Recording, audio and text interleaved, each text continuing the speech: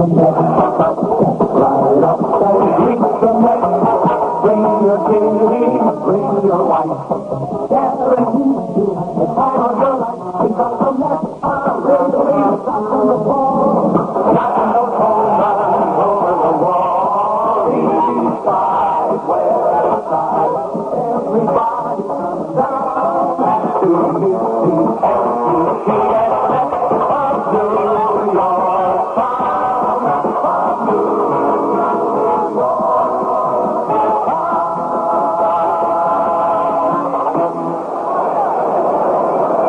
Beautiful Shea Stadium in Flushing, New York. The New York Mets are on the air.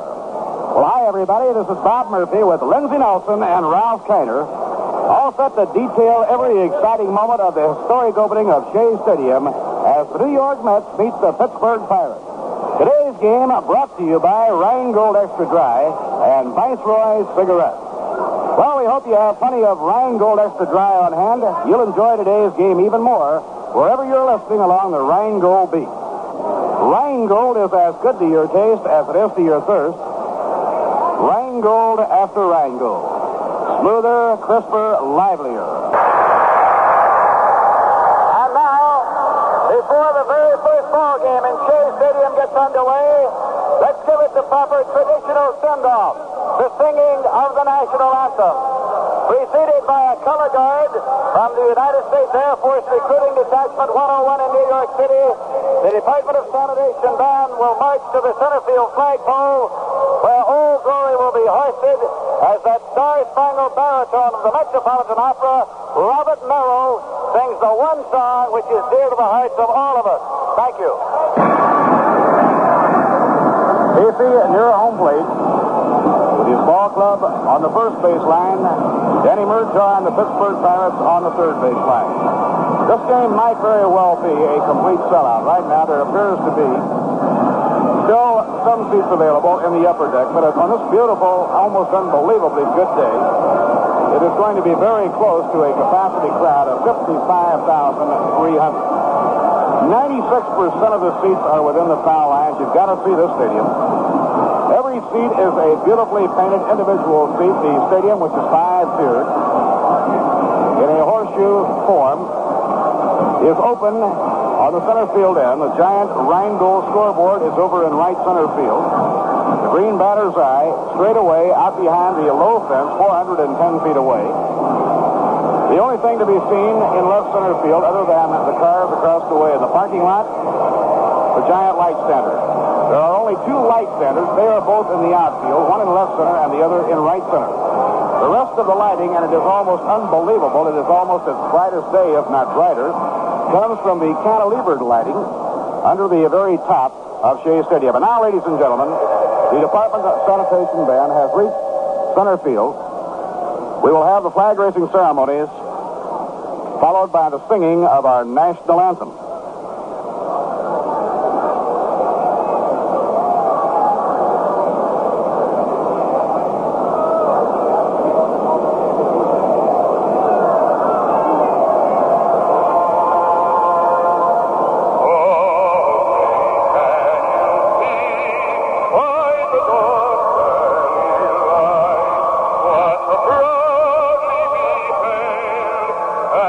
Twilight last night.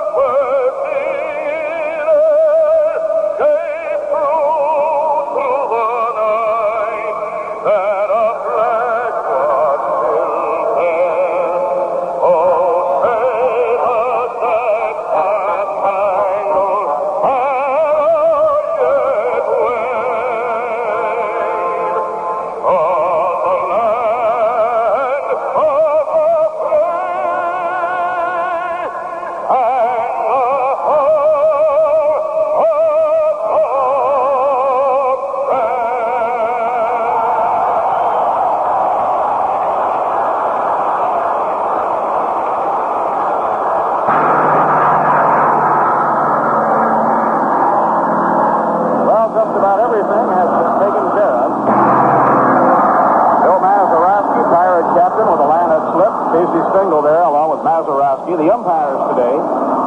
Tom Gorman behind the plate. He's the crew chief of this fine umpiring team. Billy Williams will be at first base. Benny Smith umpiring at second. And Chris Pellicudis will be the umpire at third. Jack Fisher throwing in his final warm-up tosses on the mound. Setting up the Mets defensively, the first baseman is Tim Harkness. Larry Burright playing second. Sammy Somwell at short, and Ron Hunt will be at third. In the outfield, Frank Thomas in left. Jim Hickman in center. Around in right field, George Altman. Jack Fisher on the mound, and behind the plate, Jesse Gonder. On the coaching lines, Mickey Vernon, former Washington manager, coaching at first base for Danny Murtaugh. Frank Osiak will be on the coaching lines at third. And the leadoff batter in the ball game is Dick Schofield, switch hitting shortstop of the Pirates. And ladies and gentlemen, we're ready to go. You can imagine there must be a lump in the throat of 25-year-old Jack Fisher, the Frostburg, Maryland native, as he looks in for the first sign ever taken in the $25 million ballpark named Shea Stadium. This is it. Jack Fisher is into his windup, and here's the first pitch ever, a strike on the outside corner.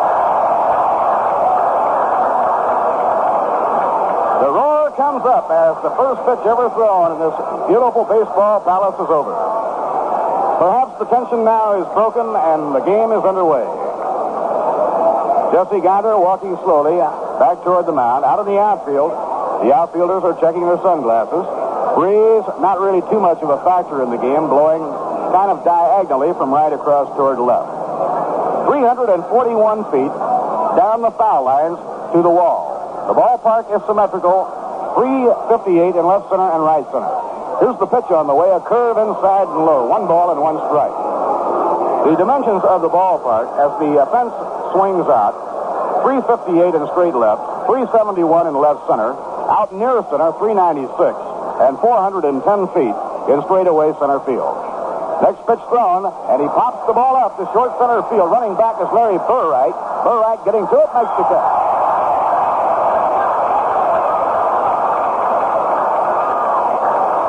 One away and nobody on. We're in the top half of inning number 1, just underway on a historic day. Now the hitter is Bill Burton, the center fielder. Bill, veteran outfielder, one of the outstanding ball hawks of the major leagues, has 2 hits and 11 times at bat in the first 2 Pirate games.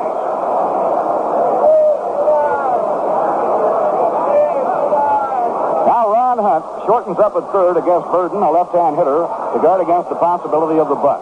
Here's the pitch on the way. Strike. Oh, the fastball in the inside corner.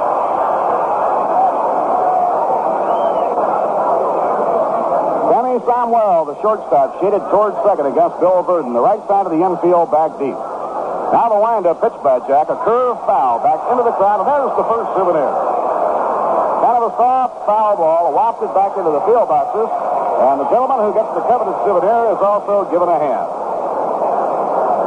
He can say, I caught the first foul ball ever caught by a fan in Shea Stadium.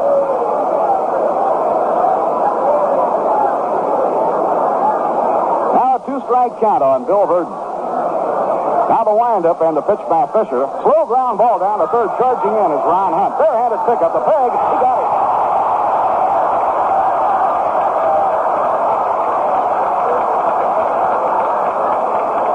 Good fielding by Ron Hunt. That was one of those top slow rollers. Hunt had to come in at full speed, pick the ball up with his bare hand, fire all in that same motion, and he got it.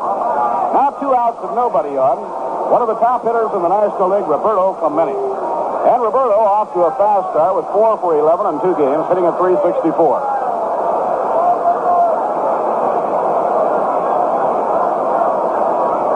Clemente, a right-hand hitter.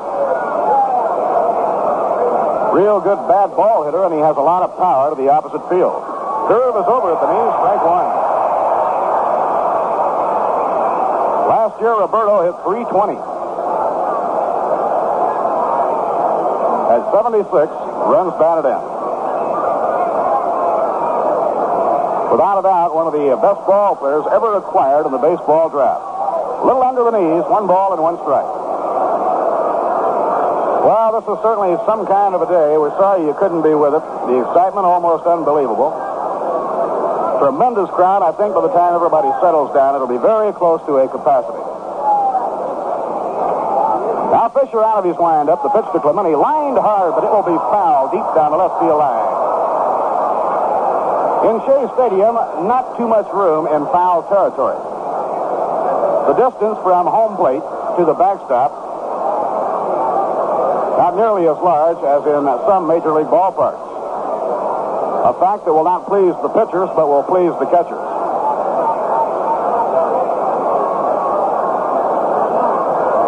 1 ball and 2 strikes to Roberto Clemente. 2 outs and nobody on. In comes the pitch. Reached for and fouled toward the upper deck, and it'll be out of play. And that one goes all the way to the upper deck. You got to hit a ball pretty high to spin it all the way back to that upper tier. And looking around beautiful Shea Stadium, the 5-tiered, $25 million ballpark, we see many of the familiar Let's Go Mets banners. I have a feeling that a lot of the airplanes in the area are taking a purposeful trip over the stadium today to give the people a chance to see it. And you can't blame them. Now 1-2 the count on Roberto Clemente. Now Jack Fisher over the head. Down comes the pitch. In the dirt, scooped out by Jesse Goddard, and the count even 2 balls and 2 strikes. Goddard did an outstanding defensive job behind the plate catching Tracy Stallard in the Wednesday night game in Philadelphia. Stallard pitched out of one tremendous jam when he had a runner on third, only 1 man out. He was going for the strikeout, and Goddard, not once but on 3 occasions, came up with that curveball down in the dirt. Now Fisher winds for the 2-2 delivery. A swing and a miss. He struck him out. No runs, no hits, no errors, none left on. And the score in the middle of the first inning, the Pittsburgh Pirates nothing, and the New York Mets coming to bat. Well, this is the big one, no doubt about it. This is the one we've been talking about, dreaming about, waiting for. Opening day at Shea Stadium. And for the 3rd consecutive year, the Brewers of Rheingold Extra Dry are delighted to bring the Mets games to all of you, wherever you are, along the Rheingold beat. And there's no better way to follow the Mets than with a refreshing Rheingold Extra Dry right close by. Rheingold is as good to your taste as it is to your thirst because it's brewed extra dry. Smoother, crisper, livelier. Completely thirst-quenching. You know, it's no wonder all along the Rheingold beat, people who like beer best like Rheingold best of all.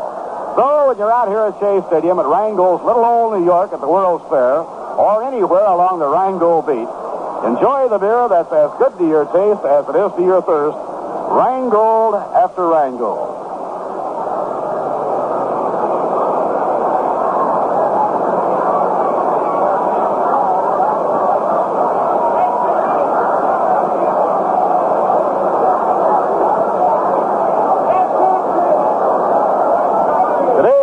Mets will be up against their number 1 nemesis in their young National League history, a veteran right-hander, Bob Friend.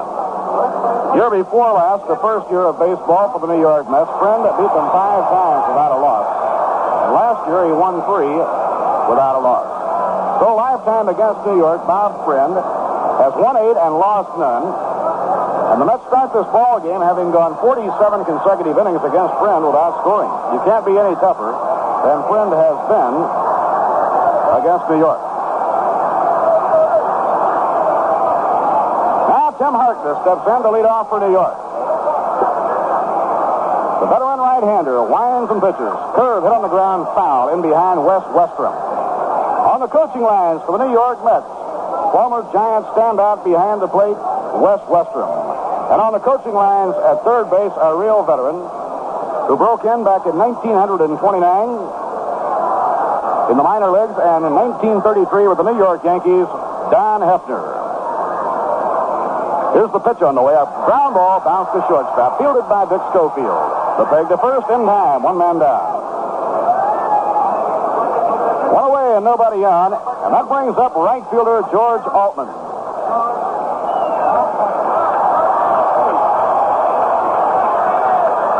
George had to miss the 2 Philadelphia games. He fell on his shoulder diving for a ball in the final game down in Florida.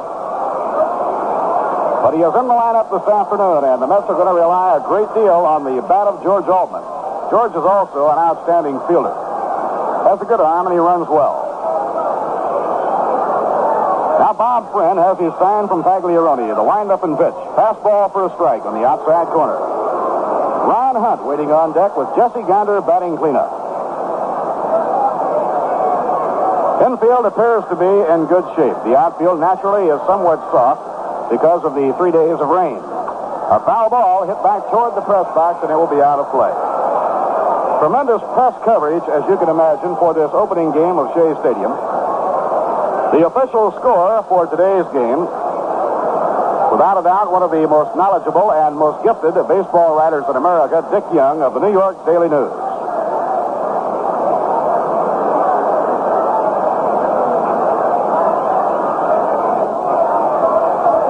Bob Friend with a 2-strike count on George Altman. The right-hander winds and pitches inside and high. Tried to get him to go for a bad pitch, and the count 1 ball and 2 strikes. The Pirates are playing Donn Clendenon at first, Bill Mazeroski at second, Dick Schofield is at short. The third baseman is Bob Bailey.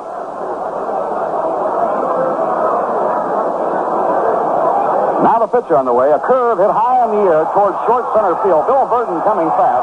Mazeroski goes out. Maz calls and makes the catch.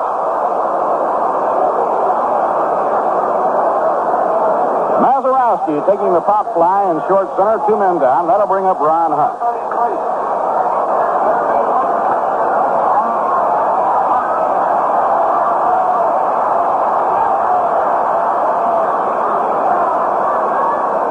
Ron hitting for the first time, batting third in the order.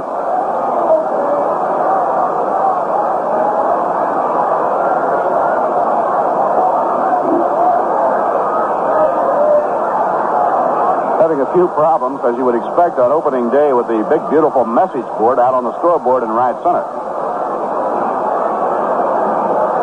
It'll take 2 or 3 ball games for the ship to be shipshape, I suppose. Tap foul at strike 1. You certainly can't expect everything to go off perfectly on an opening day of such a tremendous project.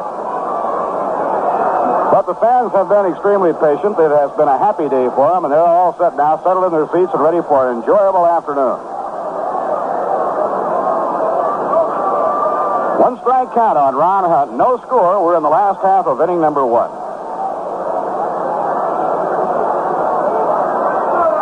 Friend cranks up. Down comes his pitch. Ron lays off. He jammed him with that one. 1 ball and 1 strike. Today's baseball in the major leagues, with the hitters all going to the thin handle bats, the light bats that they can whip around in a hurry.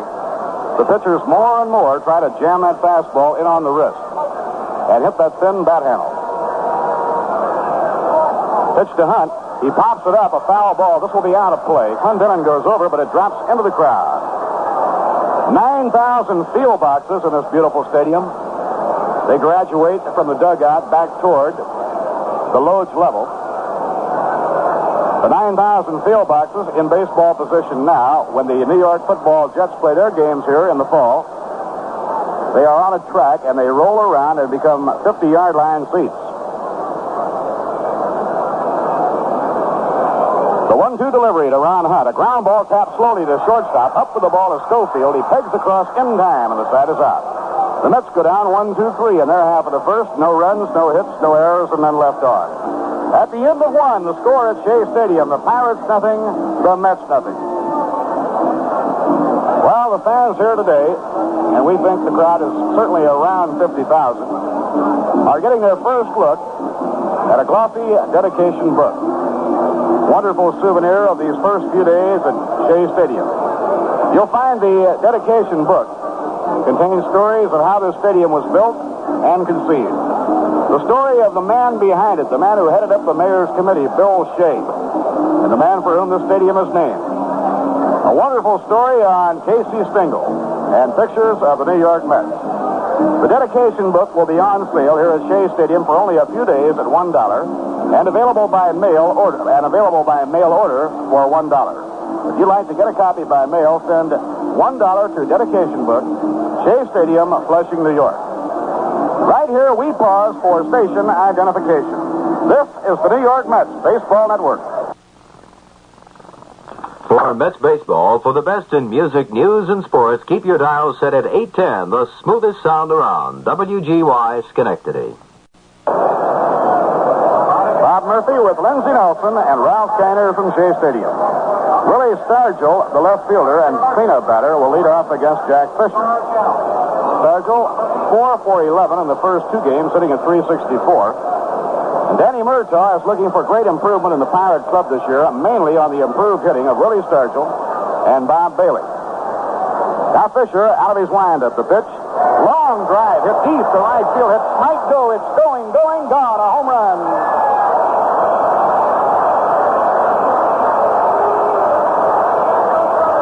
Willie Stargell with a line drive home run. It just cleared the brick wall near the foul pole at the 341-foot mark. That was a perfect stroke for this ballpark. Right down the lines is 341 feet. The brick wall is not very high, and anything that clears that brick wall, the wall separates where the players stay in the bullpen and the foul pole, and anything that clears that 10-foot wall is a home run. A hard hit line drive for a home run. Here's the pitch on the way to Donn Clendenon, taking low, 1 ball and no strikes. Jack Fisher got the Bucks 1-2-3 in the opening inning. The Stargell got under a low curve and lined a home run, a fastball over a called strike, 1 ball and 1 strike. You will not be able to see the pitchers warming up in the bullpens at Shea Stadium. Those in the bullpen can watch the ball game. Off the outside corner, 2 balls and a strike. They are behind a screen in left and right field, where the bench is placed for them to watch the ball game, but when they get up to go out and warm up, they then will be out of view behind the wall. 2-1 delivery is a squibbler going foul to the left, and the count even 2-2. So we're underway here in the beautiful ballpark in the first of 81 ball games to be played here during the summer. We hope that you'll be on hand just as often as you can. Now Jack looking in to get his sign from Jesse Gunter. The outfield is stride toward left against Donn Clendenon. Clendenon, who stands 6'4", hits out of a crouch. And he pops this one high in the air, a foul ball. Harkness may have room. He's drifting back and toward the crowd, and he makes the catch.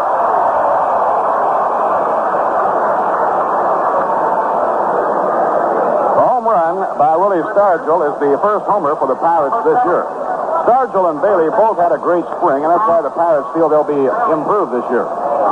During spring training, Stargell hit 6 home runs. Now 1 away and nobody on, and here's Bob Bailey, and like Stargell, he was red hot all through the spring. This is the ball player the Pirates gave about $125,000 to sign. This is his sophomore season. Breaking ball in the outside corner, a call strike.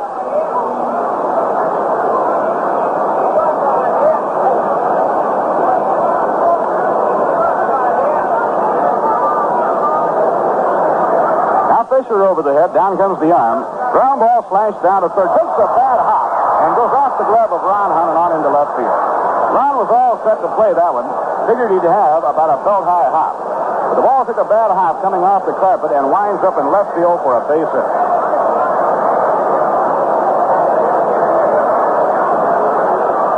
Now Pittsburgh 1 out and 1 on, and the batter is Bill Mazeroski, the veteran second baseman and captain of the Pirate Ball Club.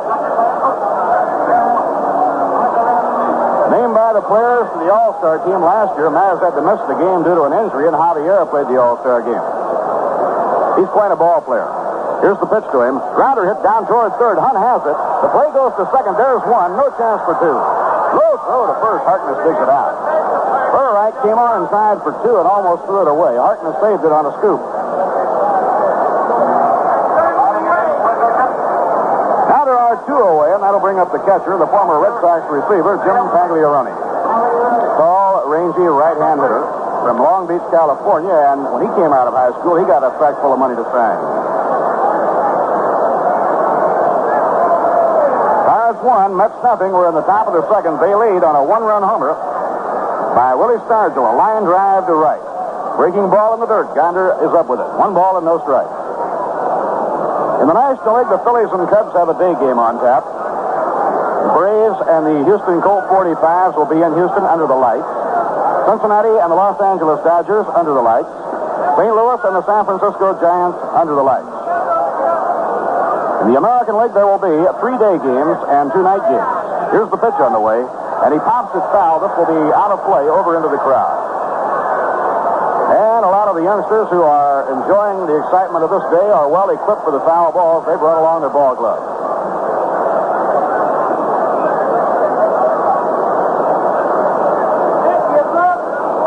This is the opening of a 7-game homestand. Tomorrow will be Ladies' Day, the first Ladies' Day for Shea Stadium. Now Fisher up in pitching position, delivers to Pagliarone. He jammed him with a fastball. He made him wiggle. He had to get out of there. 2 balls and 1 strike.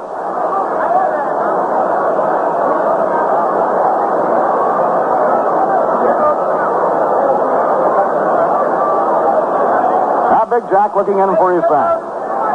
The runner on first is Bill Mazeroski. There are 2 men away. The infield around toward left. Here's the pitch on the way. Foul ball back toward the upright screen.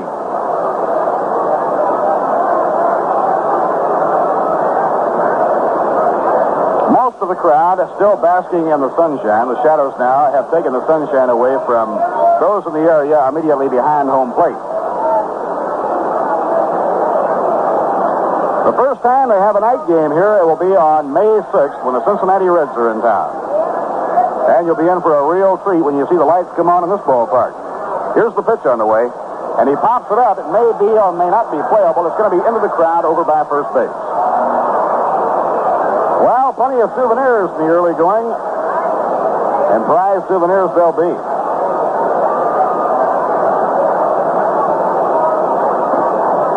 Pittsburgh 1, New York nothing, top half of the second.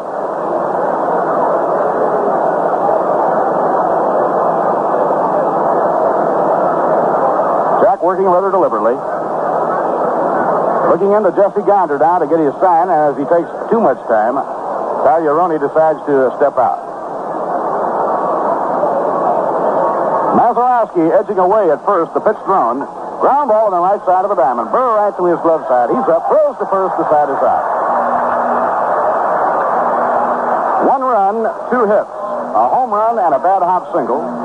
No errors and 1 left on. At the end of an inning and a half, the score, the Pirates 1 and the New York Mets nothing. And now some music to have a Rhine go by.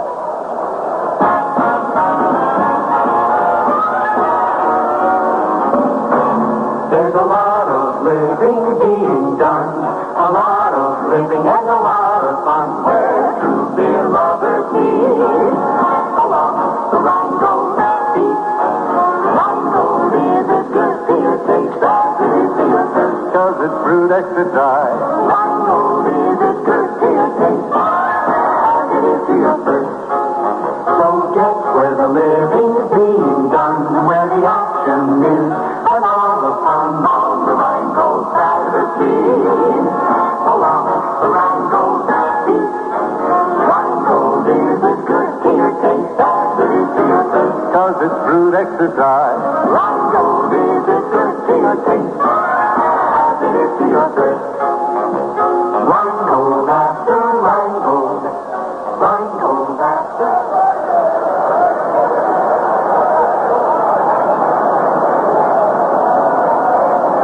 Last half of inning number 2, New York coming up against right-hander Bob Friend. Batting in fourth position, on the New York Mets, number 2, Dr.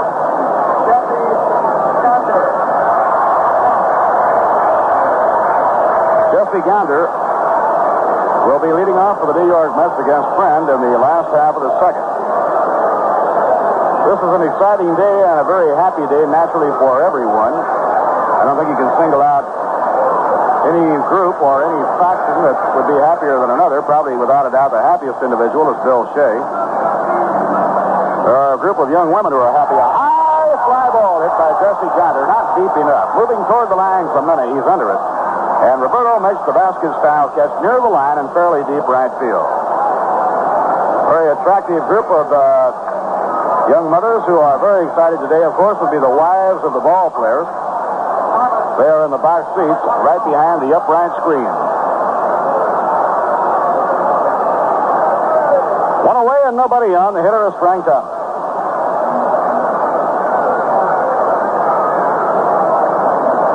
Tell you one fellow that doesn't appear to be too nervous on this opener is the Pirate broadcaster, Bob Brent, and his colleague, Jim Wood. Jim, of course, worked here in New York on the Yankees for a number of years. And when Ralph was out in Pittsburgh playing for the Pirates, Bob was the broadcaster, and they were very close friends. Now the pitch is over to Thomas for a call strike.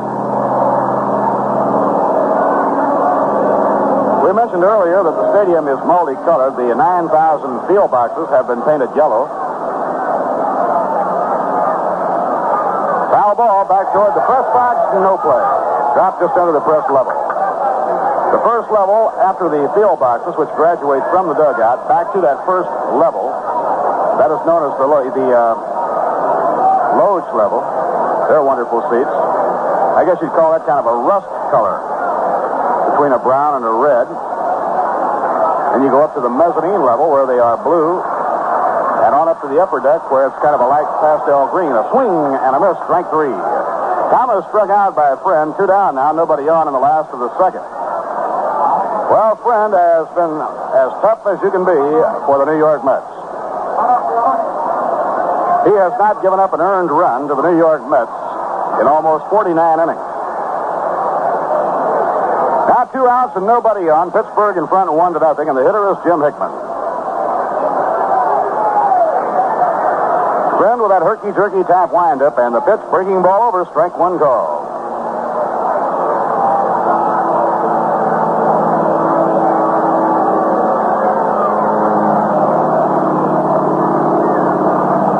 Now Friend has his sign from Pagliarone, winds and pitches. Breaking ball, foul tipped, and a 2-strike count. Friend isn't throwing hard. He's just pinpointing that slow breaking stuff, and he's baffling. Bob, I don't know how you can tell what color the seats are because I can't see the color with all the people sitting on them. Well, you're right, Ralph, because most of the people are here and most of the seats are taken. But I had taken a preview look before they got here. You're one of those smart fellas, huh? No, not really. That was a great line. Most of the people are here. Here's the pitch on the way. Outside and low, 1 ball and 2 strikes. Well, if we make mistakes in the booth today, I guess they'll just have to forgive us because a fella can get a little nervous on a day like this. You know, it's amazing how well it did come off. In spite of the fact that no one had ever operated here before, traffic worked out well. Everyone got to the seats with not too much trouble, and the ushers were on their first eye, too. Outside and low, 2 balls and 2 strikes. And just across the street from this beautiful stadium, of course, the World's Fair, which opens next week on April 22nd. And when you visit the fair, we hope you'll pay a visit to Wrangell's Little Old New York. You'll enjoy the old-time tavern, the sidewalk cafe, and the charming Victorian restaurant. 2-2, the count on Jim Hickman. Pitch thrown by Friend, a fastball. He takes it low, and we have a full count, 3-2. Jim started to go, and then he held up just at the right time. You probably can't see them, Bob, but there's a special viewpoint over here right off of the subway where the people who take the ramp down from the subway are watching the ball game. It's that close. It just couldn't be more convenient. Outside and low, ball 4, and Hickman becomes the first base runner in the stadium for the New York Mets. Well, I'm sure that many of this big crowd came by public transportation, by either the Flushing IRT from Times Square or Long Island Railroad from Penn Station. Many came by bus, and many came in the automobiles that have filled the parking lot. Now, Sammy Samuel, playing shortstop today, hitting number 7, is up against Bob Friend. The right-hander's delivery out of the strike zone. 1 ball and no strikes. Tomorrow is Ladies' Day, so we hope that you gals will get your group together and enjoy the beauty of Shea Stadium and the action of the Mets against Pittsburgh tomorrow.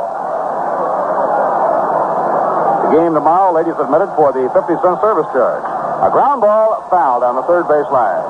Backhand play by Bailey to no avail, and the count 1 ball and 1 strike.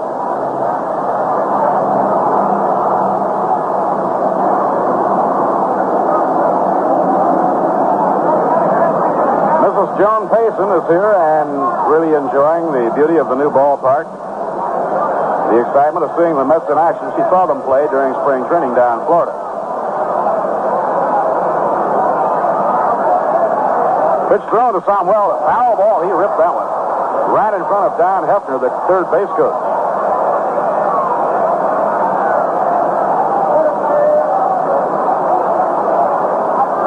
That big message board on that fabulous scoreboard we've been talking about in right center, they have quite a piece of information posted about the guest of the Mets today, the members of the Hall of Fame. The 6 non-pitching Hall of Fame members who are here today accounted for a total of almost 16,000 base hits. A swing and a miss, and Samuel goes down swinging. Side retired in the second. No runs, no hits, no errors, and 1 left. Now, 2 innings complete, and the score, the Pirates won on a home run by Willie Stargell, and the New York Mets, nothing. Tomorrow will be Ladies' Day here at Shea Stadium, the second of the 3-game series with Danny Murtaugh's Pirates. This series will conclude with a Sunday afternoon game. We hope you're planning to be with us. Tomorrow, being Ladies' Day, ladies will be admitted at the gate for the service charge of 50 cents. After the Pirates series, which winds up with a Sunday game, Gene Mock brings the Philadelphia Phillies in for afternoon games Monday and Tuesday of this next week. That's April 20th and 21st. Following the visit of the Phillies, the 7-game homestand will wind up with Bob Kennedy bringing the Chicago Cubs in for 2 games on Wednesday and Thursday afternoons. That's April 22nd and April 23rd.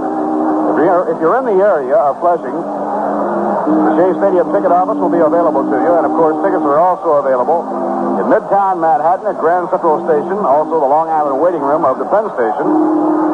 And for the boosters of the Mets in the Long Island area who live near the Nassau-Suffolk County line, the Mets have a brand new ticket outlet located this year in the Walt Whitman Shopping Center at Macy's in Huntington. Right here, we go along to the 3rd inning, and here's a man who knew many exciting days and many thrills as a great player with the Pittsburgh Pirates. Now, another kind of a thrill against his old team of the Pirates, Ralph Kiner. Thank you, Bob, and it's certainly a pleasure to be with you here today. This has been one of the big thrills for everyone, including the Hall of Famers, the players that are playing today, and for me, too, that's for sure. First man up is former teammate Bob Friend. Bob, a right-hand batter, wearing number 19, and the first pitch by Jack Fisher to Friend is called strike 1, a fastball at the knees. Friend is the only Pirate left in the ball club from the old days prior to Branch Rickey coming in there back in 1952. 1 strike pitch is a high pitch, swung on a missed strike 2.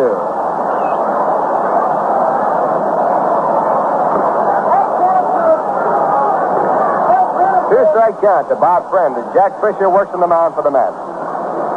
And Fisher misses with a slider outside, ball 1. 1 ball, 2 strikes.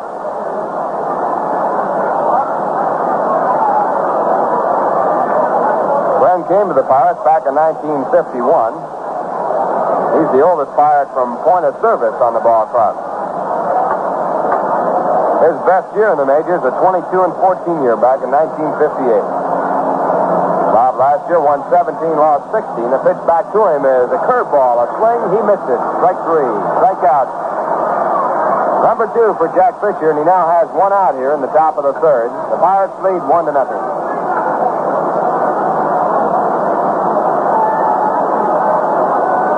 Bring up the top of the batting order, Dick Schofield. Dick, a left-hand batter, pops to second his first time up. A good play by Larry Burright. Schofield has 1 hit and 3 times up so far this year. And his first pitch is a curve taken inside, ball 1. Tom Gorman is the home plate umpire, and Tom, a local New York boy, and he was switched around in order so he could open up here in Shea Stadium. He originally was scheduled to open up the opening day game because he's the umpire-in-chief of this crew. But he held out of the other 2 assignments and came in here for opening day in this ballpark. There's a ball hit back to the mound. Fisher knocks it down, picks it out of the air, and throws to first. Retires his man, and that's 2 men out here with the batter coming in, Bill Burden. Bill grounded out to third, and Ron Hunt made a nice coming-in play to get him at first base.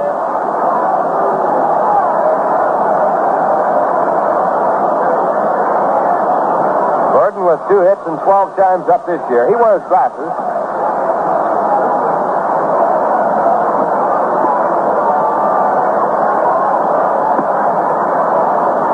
first pitch is a curve inside and low, ball one. Burton was originally signed by the New York Yankees, and he was involved in a trade that sent him to St. Louis. It was one of the most controversial trades made around St. Louis. We saw Enos Slaughter go to the Yankees. Slaughter, an old-time favorite with St. Louis Cardinals, leaving that ball club for the first and last time. Burton later came over to Pittsburgh in a trade that sent Dick Littlefield and outfielder Bobby Del Greco to St. Louis. There's a line drive to right center, a base hit. Coming in is George Altman. He picks it up, throws on in, and that ball after hitting just died right out. That outfield is very wet. So the Pirates now have their third hit in the ball game with 2 out here in the top of the third. They lead 1-0. And the batter now will be Roberto Clemente. Roberto struck out in the curve his first time up. Right-hand batting right fielder.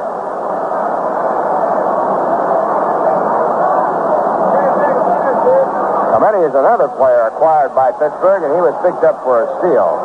He originally signed with Brooklyn, was drafted from Montreal. Dodgers tried to hide him at Montreal and couldn't do it. Pirates got him to throw to first base, but not close. Drafted for $10,000. Pitch back to Clemente, line to right field, a beautiful hit right down the line. Burton throwing to third base, no play there. And Clemente has to hold at first, and a good play by George Altman. Clemente reached out and hit an outside curveball right by the first baseman, a shot to right field. Couldn't hit it any better. So 2 in a row now for the Pirates. They have runners at first and third with 2 out. And the batter is Willie Stargell, who has accounted for the only run of the ball game. Stargell credited with the first base hit ever made in Shea Stadium, and it was a big one, a home run to right field. Stargell, a left-hand batter with tremendous power. He's being touted as quite a ball player by the Pittsburgh Pirates. Last year he saw short service with Pittsburgh, batted .243 with 11 home runs. He played in 108 games. And the pitch is hit on the ground. Down to the second baseman, Burright. He juggles the ball, picks it up, throws the first in time. For the Pirates, no runs on 2 hits. No errors, 2 men left, and the score at the end of 2.5. The Pirates won, the Mets nothing. Bottom half of the third with the Pirates out in the field. They lead 1-0. The Mets will be sending up for the first time in this ball game their 8th, 9th hitters. It'll be Larry Burright and then Jack Fisher. After that, they go to the top of the batting order, and it'll be Tim Marchman. Bob Friend, with a record of 8 wins and no losses against the Mets, working on the mound. He has not given up a base hit. The only man to reach first base was Jim Hickman. Jim walked in the second. Friend, the right-hander, working now to Larry Burright.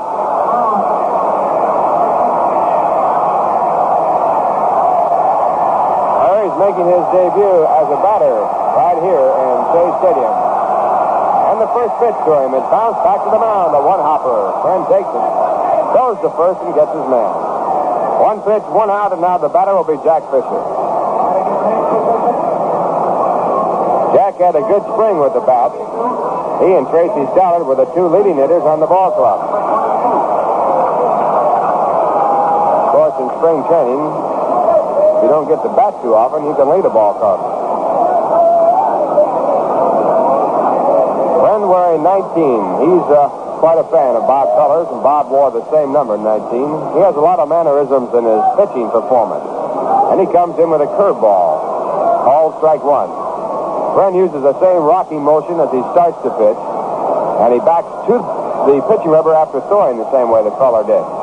Backs back up to it. Now the pitch back to the plate. A fun attempt, but fouled off, strike 2. Jack Fisher trying to catch Bob Bailey a little bit deep at third base. Bailey was used in the outfield during spring training, but not actually as any special reason. Danny Murtaugh, the manager of the Pirates, said that he just wanted to get some versatility in his lineup. He wanted to see how he could play out there. He had planned to use him at third all along. Now Friend at 2 strikes. Then he throws a slider. It swung on a miss, strike 3. Friend with his 3rd strikeout in the game, now with 2 men out in the bottom of the 3rd. Score 1-0 in favor of the Pirates, and Tim Harkness coming up for the 2nd time.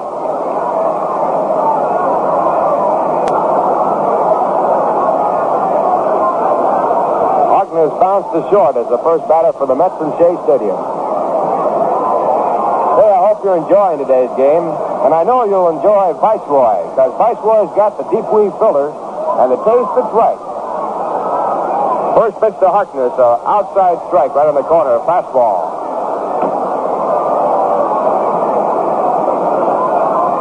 Tim standing quite a ways from that plate.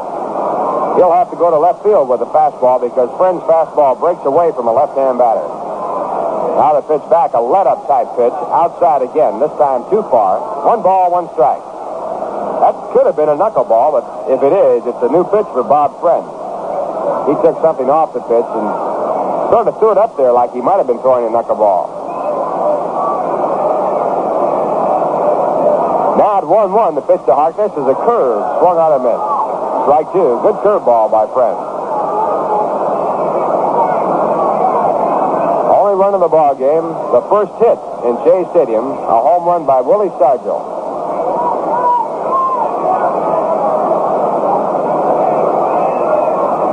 1 ball, 2 strikes with 2 men out. Here's the pitch to Harkness. Fastball bounced down in the dirt, it goes foul. Western coming over to pick it up. We were talking with West. He had been with the Giants, of course, here in New York and was with the Giants in San Francisco. We were talking about how did he like this ballpark. He says, I can't believe it. Well, I tell you right now, nobody can believe it. You've got to see it to believe it. And then you won't believe it.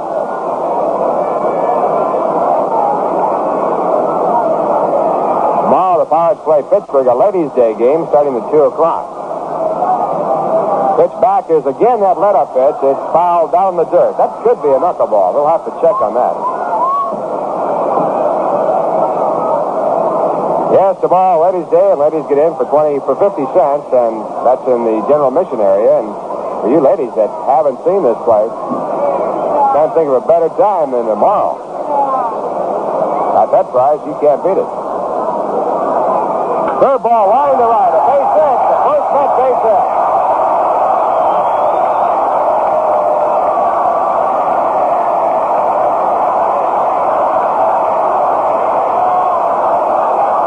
Harkness picking up the first Met base hit here in Shea Stadium, and the Mets now have the tying run at first base, and George Altman coming up.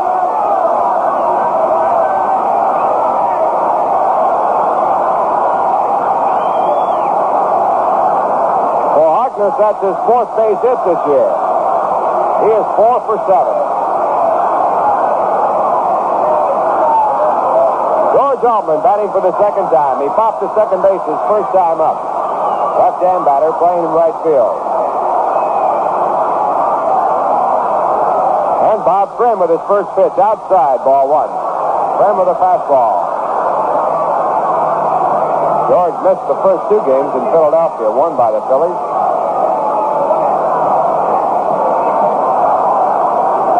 Mets had plenty of hitting in that series with Philadelphia. Philadelphia gloves taking the first game away, and then the bats the second. Altman takes high, ball 2. 2 balls, no strike.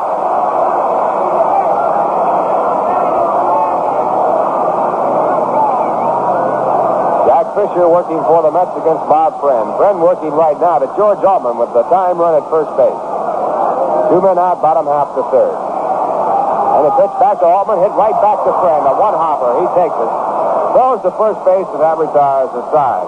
Again, that was that off-speed pitch that looks like a knuckleball. In the inning for the Mets, they get their first base hit in Shea Stadium. There were no runs, and 1 man was left on base. And the score at the end of 3, the Pirates 1, the New York Mets nothing. Say, it kind of gets you good, doesn't it? When you're right in the middle of a Mets game and the action is red hot, so are you. And you go to the refrigerator for a Rheingold, and you're completely out. Well, that can happen in the best of families along the Rheingold beat. But there's a real good way to avoid a repeat performance. Plan ahead by getting 2 6-packs of Rheingold Extra Dry instead of 1 next time you go to the store. Then you'll have twice as much Rheingold to enjoy twice as long. And enjoy it you will, because Rheingold is as good to your taste as it is to your thirst. It's crisper, smoother, livelier. Brewed extra dry, very special way. So be good to yourself.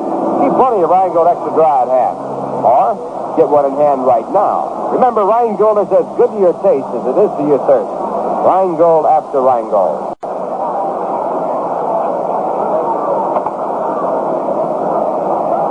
had 1/3 behind us now. We're moving to the top of the fourth. The Pirates lead 1-0 as they come to bat against Jack Fisher.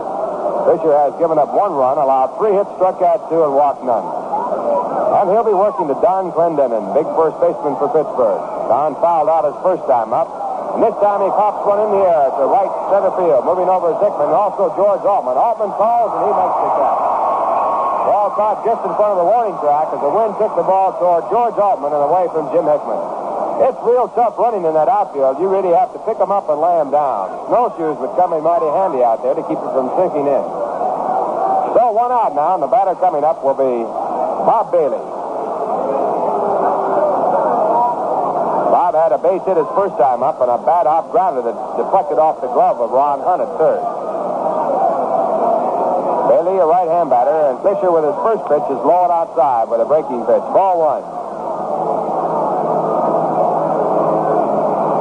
Bailey, 5 for 11. That's quite a start. He hit quite a spring. He got a base hit his first 10 times up in spring training. He's got a good bat. Slider's outside, ball 2. They gave this fellow the whole score when he signed up. About $170,000 worth. Out of Long Beach, California.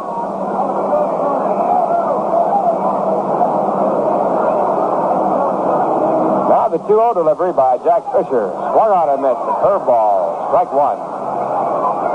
Last year, Bailey showed that he had good power and could hit the fastball, but he had a lot of trouble with breaking pitches. He batted .228, had 12 home runs with 45 runs batted in. He played 154 games. Now Fisher back with a slider, hit sharply through the middle into center field. Ball just by Sammy Samuel. So Bailey continues his hitting streak. He's 2 for 2 in this game. While we wait for the next batter to come to bat, we'll pause for station identification. This is the New York Mets Baseball Network.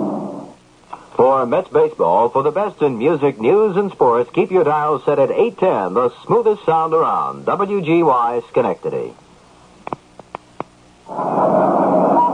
Ralph Gainer along with Bob Murphy and Lindsey Nelson from beautiful Shea Stadium. The score 1-0 in favor of the Pirates. They're batting here in the fourth with a man on first base and no one out. And the batter is Bill Mazeroski, right-hand batting second baseman. And he takes a curveball that's too high, ball 1. Now he's hit into a force play his first time up.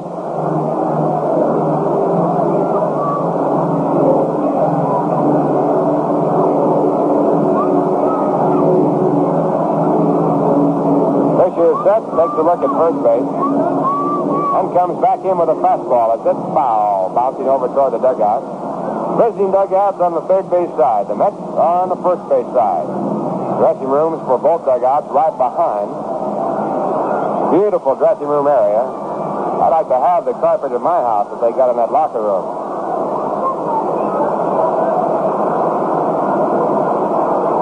Everything about this ballpark is luxurious. A throw to first base, but no tag made by Jim Harkness as Bailey gets back ahead of the top.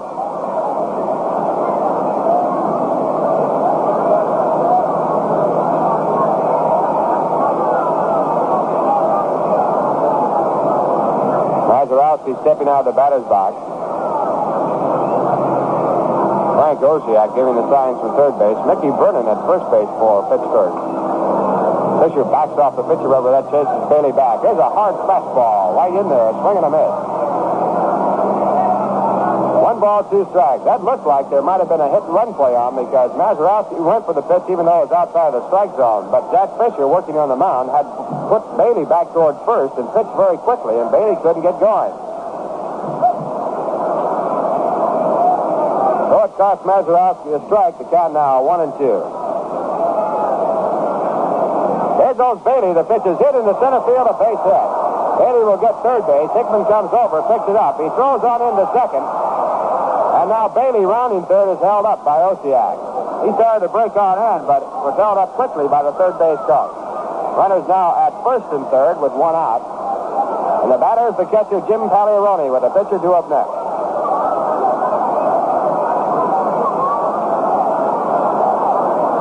Hits off Jack Fisher. The score 1-0. The Pirates lead.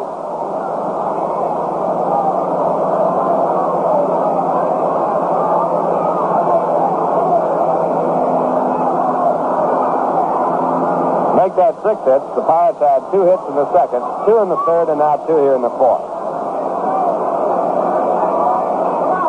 Roney rounded out the second base his first time up. Manager Casey Stengel has the infield back for the double play. And the first pitch is down low. A good play by Garner to come up with it. Ball 1. Fastball outside of low.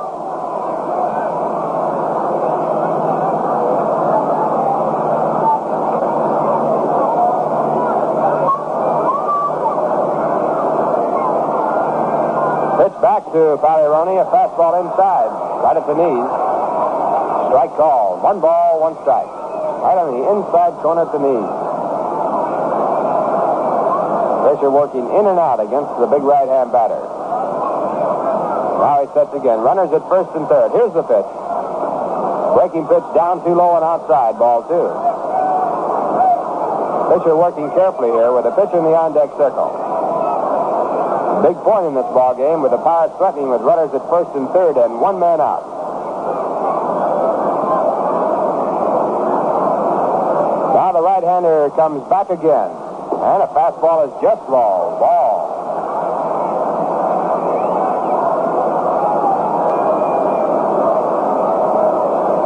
Roney looking for the sign as to whether or not he'll be hitting.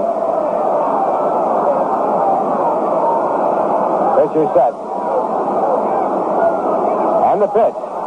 Bounce foul down toward the third base coach. Roney right over the top of a curveball.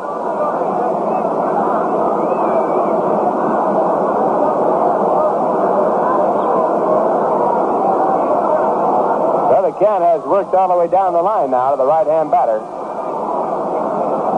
Lazarowski checking with Mickey Vernon at first base as to whether or not he'll be going. Ron Hunt moving over back of the bag at third, but Bailey was not too surprised. He was right near it.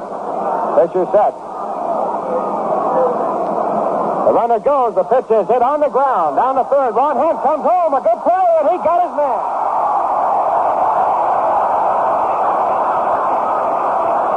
Ron Hunt with no chance to make a double play as the runner was going, and he was sent back for it.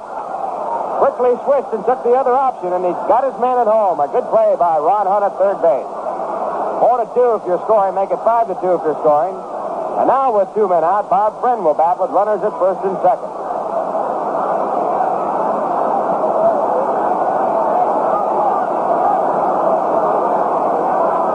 Good heads-up play by Ron Hunt playing third base. Bob Friend, the batter, right-hand batting pitcher. He struck out his first time up. And the first pitch. Fastball, a swing and a miss. Strike 1.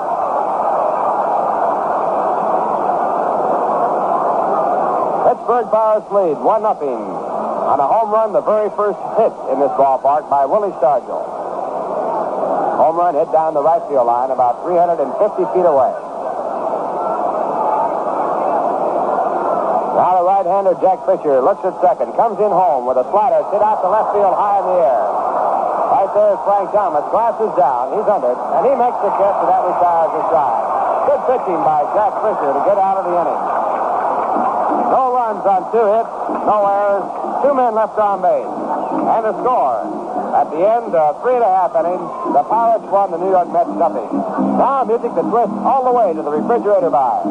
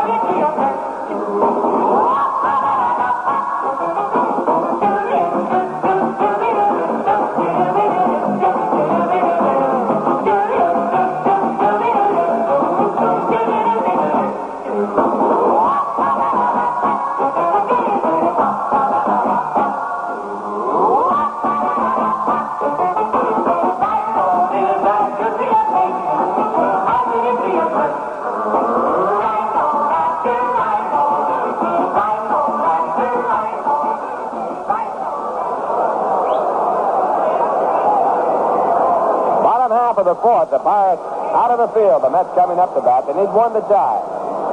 Pittsburgh 1 run on 6 hits. The Mets have no runs and 1 base hit. On the mound for the Pirates, Veterans Bob friend. He'll be working to the third, fourth, and fifth batters here in this inning. It'll be Ron Hunt, Jesse Gonder, and Frank Thomas.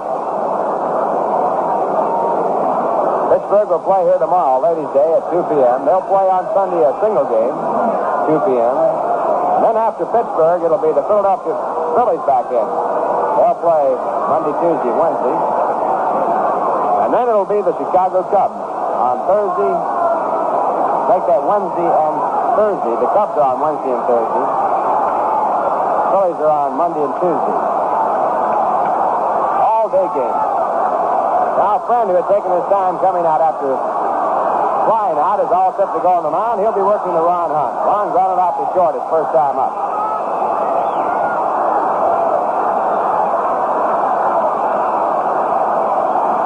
Right-hand batting third baseman.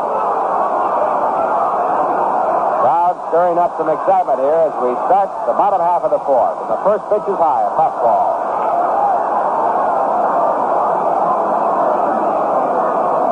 Wind doesn't appear to be blowing too much. The flag in center field and straightaway center field just moving very easily. But the wind current right here today is blowing in from right field. Now the pitch back. A check in the swing, but not in time. 1 ball, 1 strike.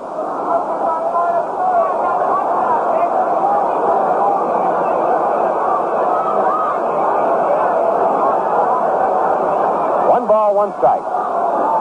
Then back to Hunt with a slider. A bunt attempt, but foul. Ball going back of home plate on the ground. So Ron Hunt falls behind. 1 ball and 2 strikes. Manager Casey Stengel in his usual position. You can just see him over the top of the dugout. 1 foot in the very top step of the dugout. Leaning forward, watching the ball game. This has been quite a day for Casey, too. This is the 5th ballpark in New York that Casey has either played in or managed in. The only man that can say that. There's a drive deep to right field, moving way back at Clemente, and he drops the ball. Ron Hunt goes into second base, and he holds there. Roberto Clemente, with a long running try, tried to one-hand the ball as he was moving away from the diamond and hit in his glove and popped out. It'll probably go as a base hit. And there's the hit sign, a 2-base hit for Ron Hunt at deep right center field. And the Mets now have a runner at second base for the first time in the ball game. That is the tying run, and Jesse Gonder is coming up.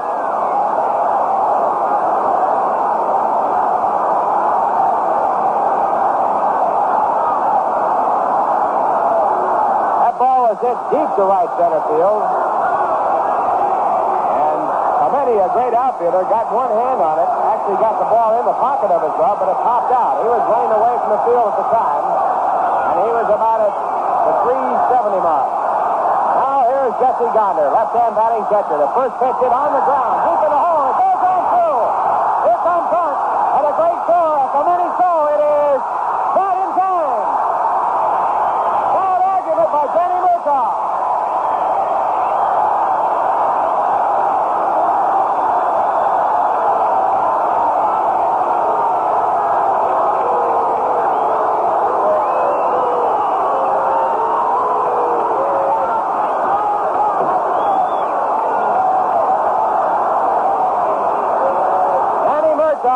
Strongly with Tom Gorman at home plate. That was a close play.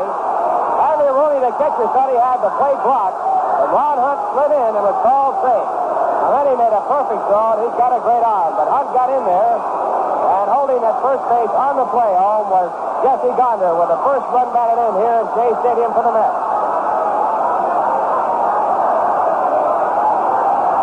The Mets now have broken the string that Bob Friend held over them. He had quite a spell. He has gone 50 innings prior to the run without an earned run being scored off of him by the New York Mets. That run certainly earned with no one out here in the bottom half of the fourth. It's a brand new ball game. The score 1-1, and the first argument of Shea Stadium has just taken place. Danny Murtaugh going back to the dugout. The argument was that Ron Hunt never got to home plate. He was blocked there by Rooney, but Tom Gorman, the home plate umpire, said he got in there before the tag was made.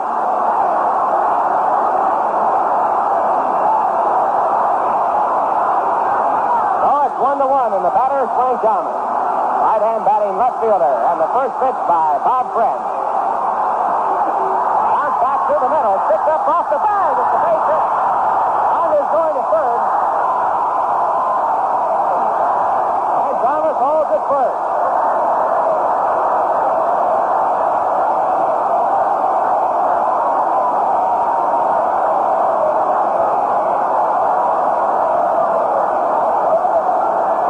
A bouncing ball, not hit too hard, right through the middle.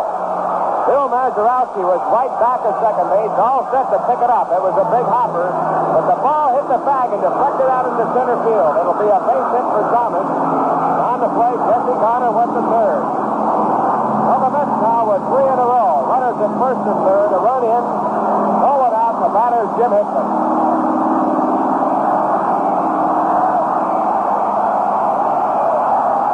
The first Mets base runner when he walked in the second. Friend against Jim Hickman. And the pitch. And it hits Hickman on the hand. He goes down. And it got him on his left hand, and that hurt. That ball could really hurt him. And Friend is out. Polly Rooney's out of the game. It's either Bob Friend or Polly Rooney. Either Bob Friend or Polly Rooney is out of the ball game.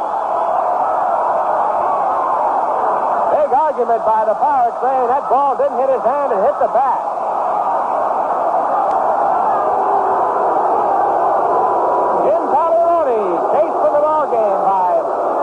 Tom Gorman. That was left over from the close play at home plate when Ron Hunt scored the tying run for the Mets. Hickman is now being administered by trainer Gus Marsh. He was hit hard in the hand. Now he's going down to first base.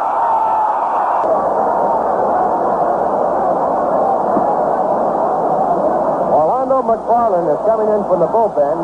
He'll probably be the catcher in the ball game.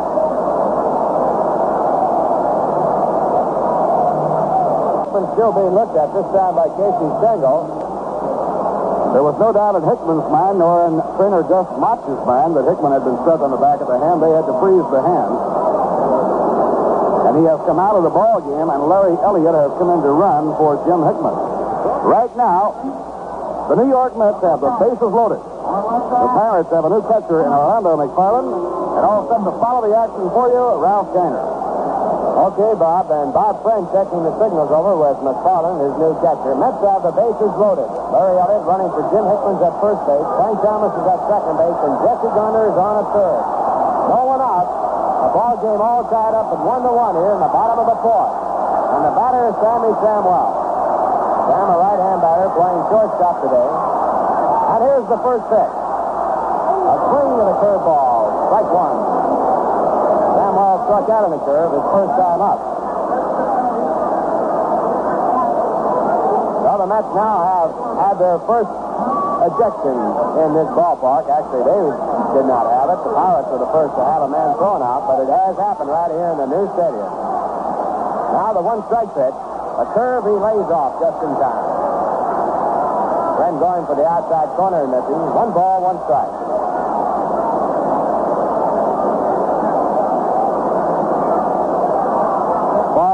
Now the catcher.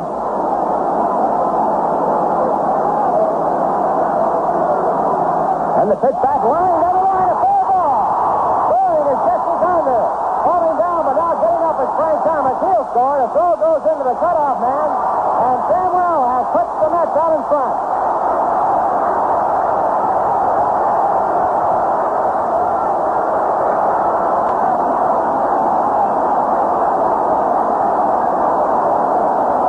Samuel with a sharp line drive over the bag to hit in fair territory.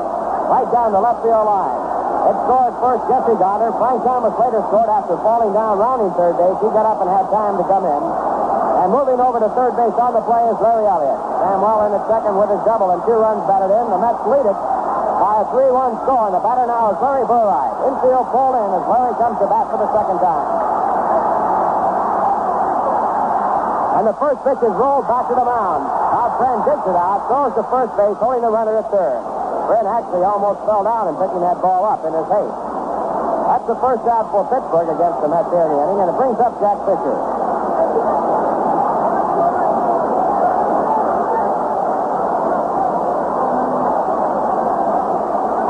Jack Fisher now the batter with Mets still having runners at second and third base. They lead in the ball game 3-1 here in the bottom half of the fourth.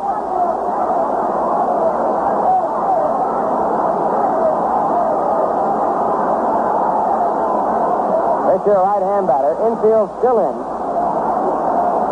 They're set to make a play at the plate. Larry Elliott comes on in.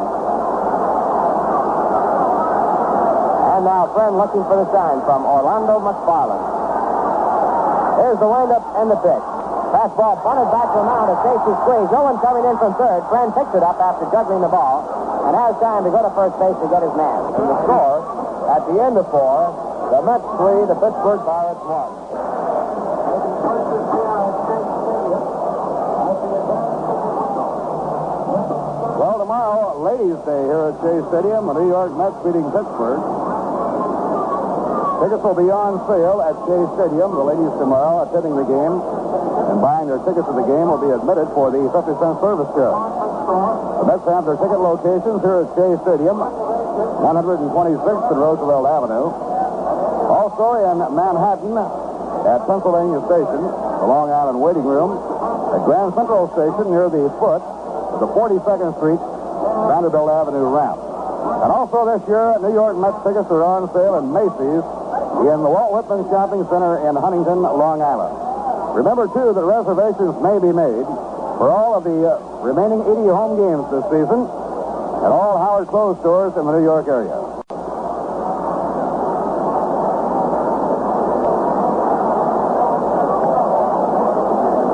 Jim Hickman forced out of the game when he was hit on the back of the hand by a pitch. Larry Elliott, who came in as a runner for him, now takes his place in center field. Larry, a good defensive ball player, a left-hand thrower with a very strong and a very accurate throwing arm. Pittsburgh will have the top of the batting order up against Jack Fisher in the 5th inning. It's now New York 3, Pittsburgh 1. Pittsburgh has out-hit the Mets 6-5. Mets in front 3-1. Pitch to Schofield is inside and low. 1 ball and no strike.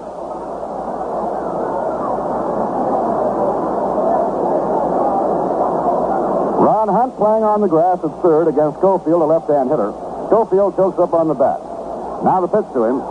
Breaking ball over, a call strike. 1 ball and 1 strike. The first pitch of the afternoon that brought up a big cry from the crowd here at Shea Stadium was over on the outside corner for a strike. Pirates got their run on a second-inning homer by Willie Stargell. Fastball strike called on the outside corner. 1 ball and 2 strikes. So this game has been jam-packed with a lot of excitement over the first 4 innings, including the excitement of a close play at the plate, a heated argument, and later the banishment of a ball player. The 1-2 delivery. Almost a wild heave, no damage done. 2-2.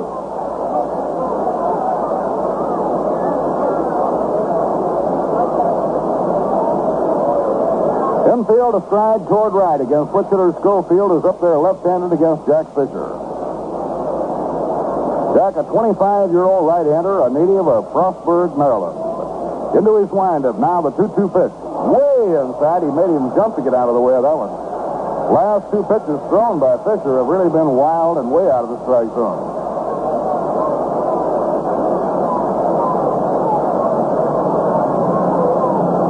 Shea Stadium does not have, the way it is built, a great deal of standing room.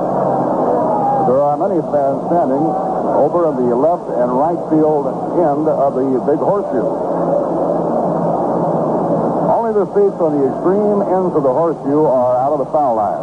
Foul ball on the ground coming right straight back. 3-2. 96% of all the seats, over 55,000, are within the foul pole.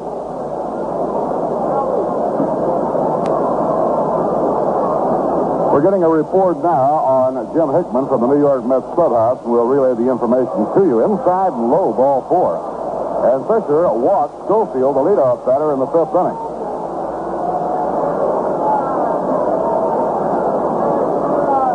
There's the first walk given up by Fisher, and it brings up Bill Verdon.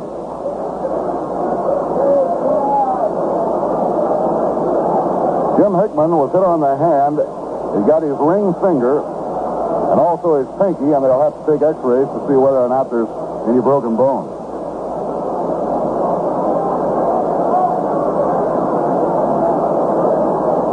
Now the pitch on the way. Fastball taken high. 1 ball and no strikes to Bill Verdon. We're getting warm-up action now for the first time in the New York Mets bullpen.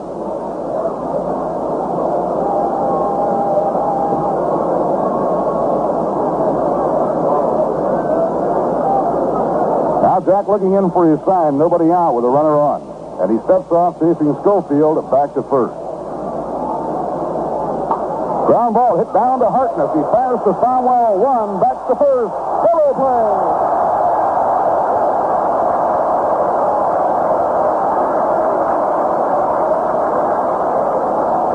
3-6-3 double play. Harkness to Farwell and back to Harkness. Ground ball was hit right at Tim, who grabbed it in a hurry, about even with the bag, and started the double play.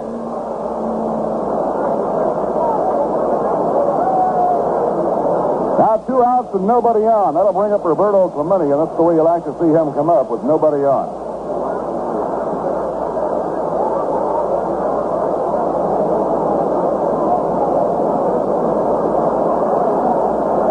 Clemente sprays line drives to all fields, and they play him straight away. A drive hit hard to right center field, a base hit.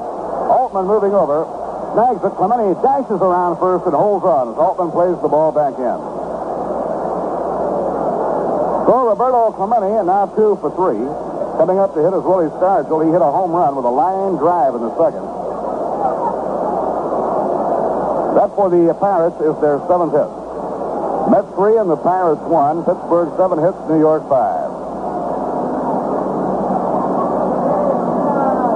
Now Fisher looking in to Jesse Gonder to get his sign.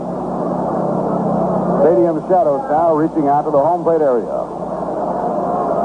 Here's the pitch on the way. A drive hit hard to right center. Altman running at full speed, reaches up, can't get it. It's over his head for a base hit. Elliott picking it up. Clemente is around second holding, dashing for the plate, and in to score comes Clemente as Stargell goes into second with a long double to deep right center. Willie Stargell makes it a 3-2 ball game. He really tied into that. A line drive over the head of George Altman. The ball hit on the warning pad and bounced up against the right field fence 371 feet out. Altman slipped on the warning track, and Larry Elliott, coming over to help out on the play, had to pick the ball up and wheel it back in. Now the Pirates have made it 3-2, and they have the tying run on second. Willie Stargell now has a double and home run and 3 times at bat.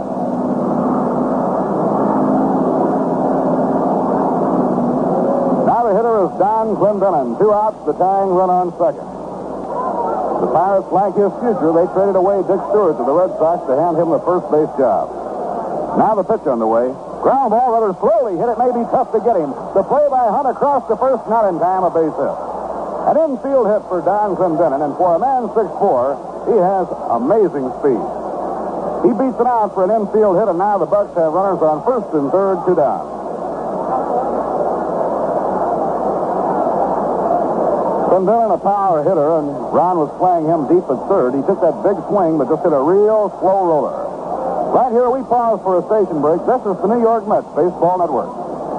For Mets Baseball, for the best in music, news, and sports, keep your dial set at 810, the smoothest sound around. WGY Schenectady. Now Fisher ready to pitch to Bob Bailey. A slow grounder hit down to third. Hunt is up with it. Now he pegs across the side is out. Bad retired in the 5th inning. Pittsburgh, 1 run, 3 hits, no errors, 2 left on. So we've come halfway in this historic opener, and the score at the end of 4.5. The New York Mets 3 and the Pittsburgh Pirates 2. Well, the World's Fair certainly is really going to be something. It will open next week on April 22nd. And I'm sure everyone along the Rheingold beat will want to get out and see it. I know I will. It's right next to Shea Stadium, as you know, and can't think of a better way to spend the day than a couple of hours at the fair and then over here at Shea Stadium to see the Mets. And whenever you're at the fair, don't miss Rheingold's Little Old New York, an authentic corner of New York City as it was in 1904. The ideal place to meet your friends. Rheingold's Little Old New York. You'll find a cool village green, great for relaxing after you've seen the sights. There's a Victorian-style restaurant, the Rheingold Tavern, a sidewalk cafe, band concerts on the green, fine food, and plenty of refreshing Rheingold Extra Dry. As good to your taste as it is to your thirst. Your favorite team, the World's Fair, your favorite beer, it's all right here along the Rheingold beach. Last half of the fifth inning, New York with George Altman batting against Bob Friend.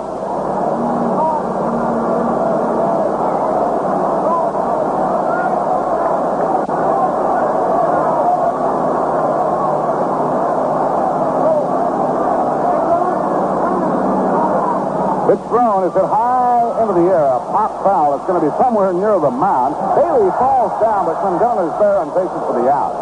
Bailey, who was hoping to make the play, stumbled as he came over the pitching mound. But Donn Clendenon had plenty of time to grab it. That was an amazing pop fly. As the ball players would say, that was a big league pop-up. Or a major league pop-up.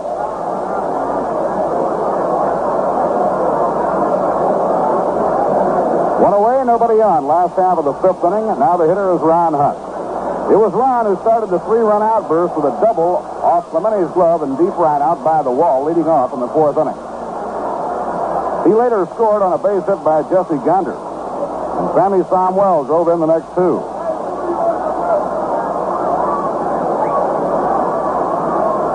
Pitch thrown by Friend is inside and high. 1 ball and no strikes.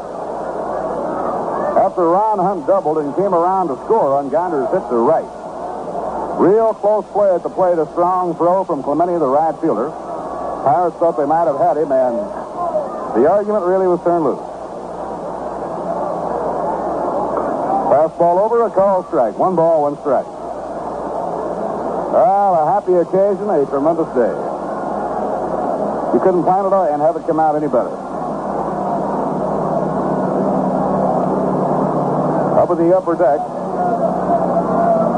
a couple of youngsters that look to be college age are parading with a banner. Ground ball bounced down to third. Bailey takes the hop, knee high, strides and throws. In time for the out. 2 down now in the last of the fifth inning. Jesse Gander singled to right, 1 hit and 2 times at bat and an RBI. Gander coming on for his 3rd time up.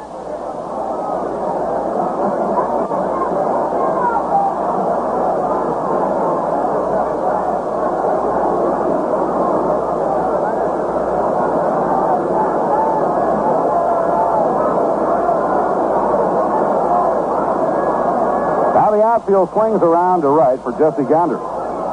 Delivery by Friend. He starts him off with a knee-high fastball for a strike. Oh, if you're fascinated by the aviation age, you can put your baseball and aviation together. Let up curve, low outside. 1 ball and 1 strike.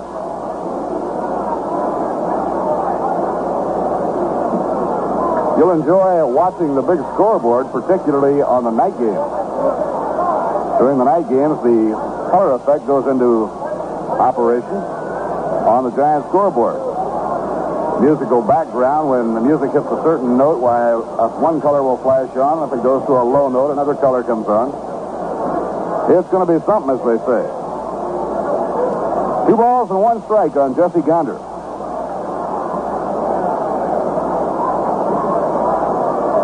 Pitching 2-1. Backs it foul, back toward the upper deck. It'll be out of play.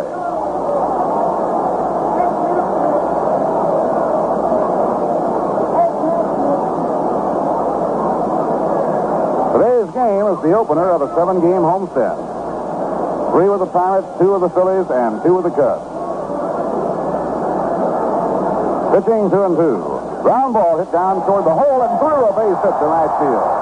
Mazeroski left his feet, made a plunge for it, but it was out of his reach and goes into right. Gander has his 2nd hit. Frank Thomas coming up. Frank had Dame Fortune going for him his last time at bat. He broke his bat. He hit a slow grounder right up the middle. It looked like a certain double play. But just as Mazeroski was set to field the ball, lo and behold, it hit the second base cushion and bounced into the outfield for a base hit.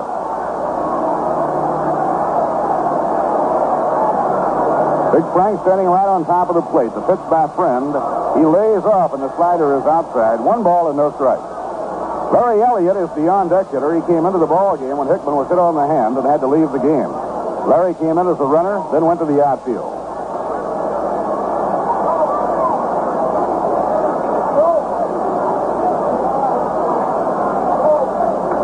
High pop fly on the left side of the infield. On the skin of the infield pass, Schofield taps the glove and makes the catch. Side retired in the last half of the fifth inning. No runs, 1 hit, no errors, 1 left on. 5 innings complete. New York, 3 runs, 5 hits, no errors. Pittsburgh, 2 runs, 9 hits, and no errors. You know, season tickets to all the remaining 80 Mets home games are still on sale. And buying in advance means you avoid the possibility of having to wait in line for tickets to certain big games. Buying in advance assures you of the same good seat to all the rest of the home games.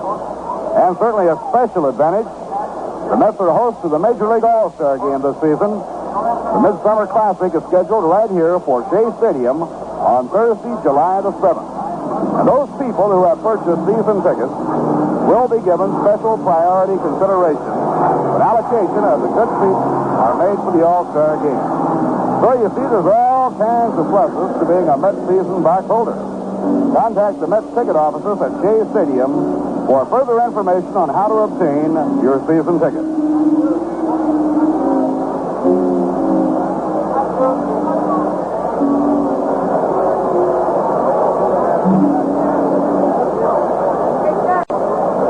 Sixth inning, Pittsburgh with the tail end of the batting order coming up against Jack Fisher. Jack has been hit hard the last 4 innings.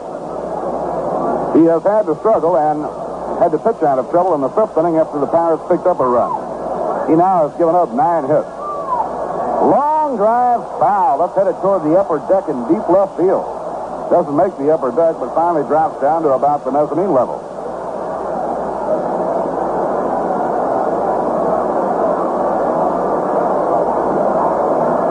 Three to 2, New York leading. Pirates hitting against Fisher. We're in the 6th inning. Now Jack over the hit. Down comes his pitch. Curve outside and low. 1 ball, 1 strike. Roberto, Clemente, and Willie Stargell have been the big sluggers for Pittsburgh so far, each with 2 hits. Stargell with a double and a home run. Now the Mets have Jay Hook warming up in their bullpen out behind the right field wall. Low and outside.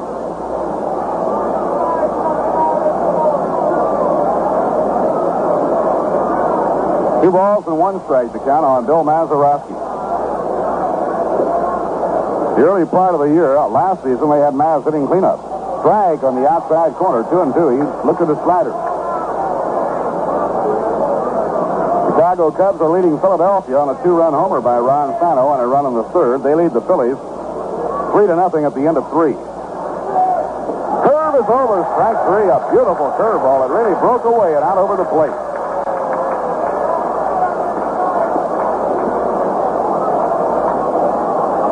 That's the 3rd strikeout for Jack Fisher. And it brings up the catcher, Orlando McFarland. Orlando McFarland came in when Tom Gorman chased catcher Jim Pagliarone. Fisher out of his windup. The pitch hits over, a strike on the outside corner.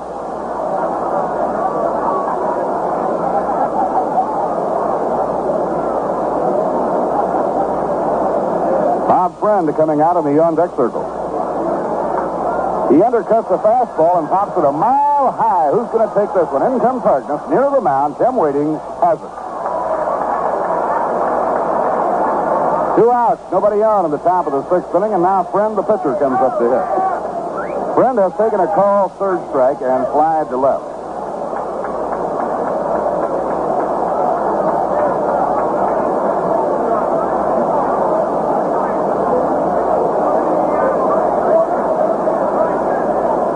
Now 2 outs and nobody on, with New York leading Pittsburgh 3-2 in the 6th inning. Fisher looking in to Jesse Gonder for his sign. Larry Elliott a stride toward left center against Friend. Fastball outside, 1 ball and no strike.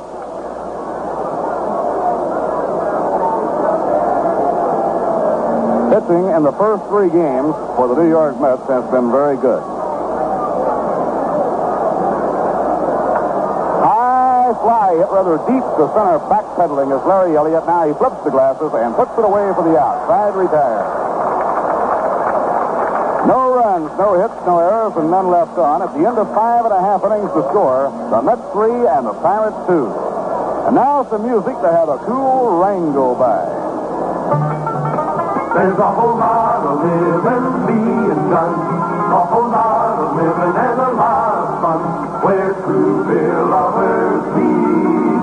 Along the Rhine-Gold beat. Rhine-Gold is as good to your taste as it is to your shirt, cause it's brewed extra dry. Rhine-Gold is as good to your taste as it is to your shirt. So get where the living's being done, where the action is and all the fun, on the Rhine-Gold side of the street. Along the Rhine-Gold beat. Rhine-Gold is as good to your taste as it is to your shirt, cause it's brewed extra dry. Rhine-Gold is as good to your taste as it is to your shirt. Rhine-Gold after Rhine-Gold.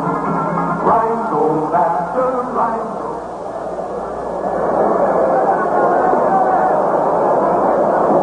Last half of the 6th inning, New York coming up against Bob Friend, and Larry Elliott will be leading off.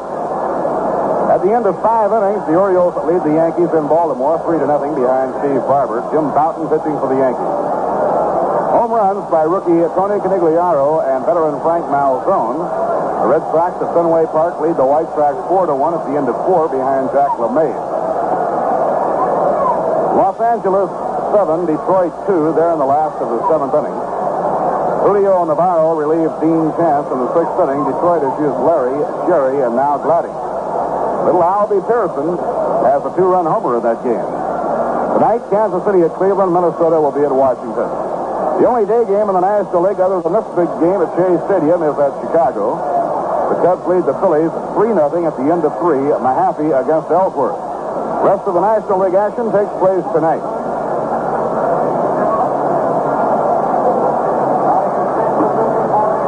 Now Larry Elliott hitting for the first time since coming into the ball game for Jim Hickman.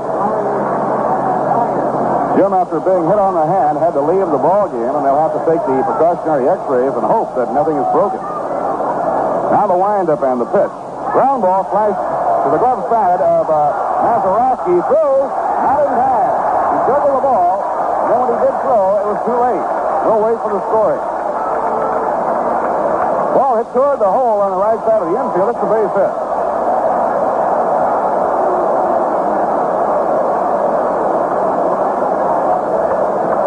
Now it is being changed to an error.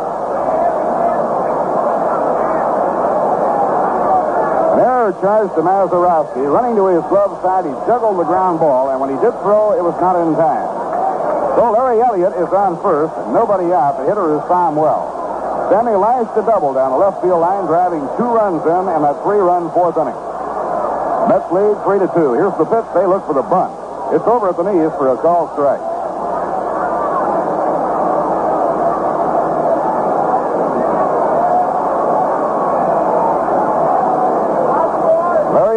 The second baseman, the on-deck hitter, then the pitcher, Jack Fisher. That's hoping to add more to their lead as they hit against Bob Friend here in the last of the 6th inning. Fly ball to center field. Back about 2 strides, Bill Burton. Under it, and he has it for the out.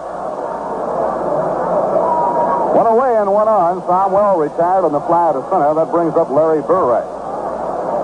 Larry has been up twice and tapped out to the pitcher both times.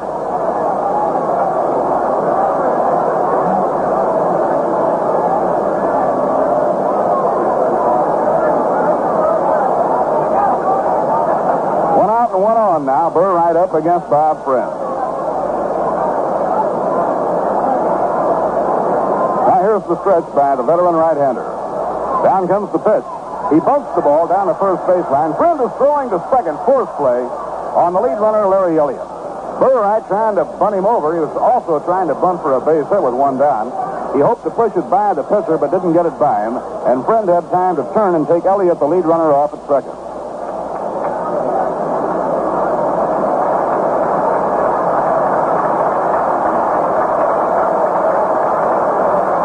Now the hand is for pitcher Jack Fisher. Jack, batting for the third time, has been struck out. Tried to bunt his way on and was thrown out. He was actually bunting on a safety squeeze.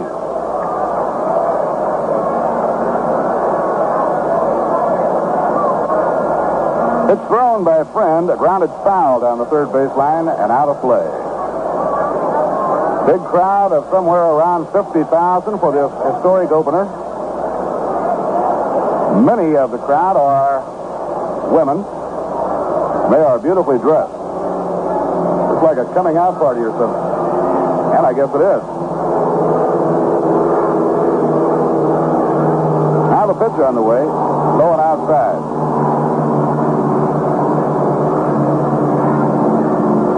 See, Arlen's and Nelson will probably get a rather fashionable bill because Mrs. Nelson is here all decked out in a brand new, beautiful outfit. Next pitcher on the way. High fly, hit rather deep to right center. Out goes Burton. He's back to the warning track. He's got it. Jack leaned under that one. Burton had to go 390 feet away to pull it in distant right center. Side out with no runs, no hits, one error, one left on. Now 6 innings complete, and the score, the New York Mets 3 and the Pittsburgh Pirates 2. And now to detail the action for you, and for Rheingold, here's Lindsey Nelson. Have you made any plans yet? For after the game, I mean. If you haven't thought, then give some thought to all the great things there are to see, to do, to enjoy wherever you are along the Rheingold beach. For this is the place where it's easy to find the best fun, the best food, and the best beer. Rheingold Extra Dry. Take one taste and you'll know Rheingold is as good to your taste as it is to your thirst. Rheingold is brewed by people who love beer, for people who love beer. With a crisp liveliness no other beer can match. So tonight, have a big time. Have a good time. Have a Rheingold. Have another. Rheingold is as good to your taste as it is to your thirst. Rheingold after Rheingold.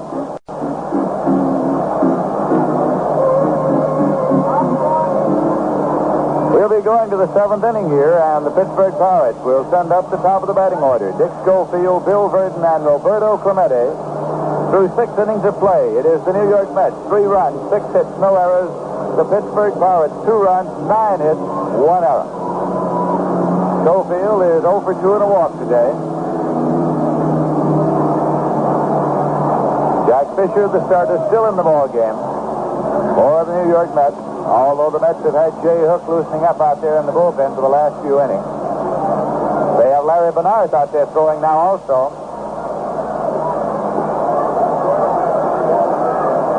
The bullpens here at Shea Stadium are located beyond the outfield wall. There's a screened area where the men in the bullpen can sit and watch the progress of the game, but when they go out to warm up, they are beyond the wall. Now the pitch is inside for a ball. Ed Bauta is up and throwing also now in the bullpen for the Mets, as they have gone from the long man, Jay Hook, to the short man, Bauta, and possibly Bernard. Bernard is scheduled to pitch tomorrow.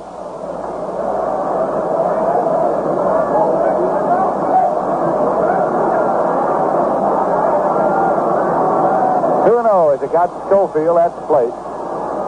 And this pitch is low and away for a ball, so it's gone out 3 balls, no strikes to Dick Schofield, opening up for the Pirates here in the top half of the 7th inning.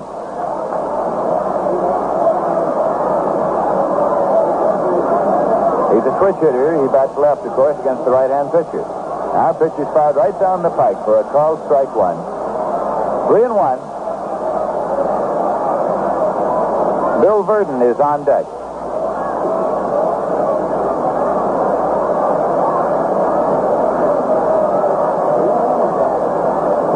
Here's a 3-1 delivery, and it's in there for a called strike 2. It's a full count of 3-2.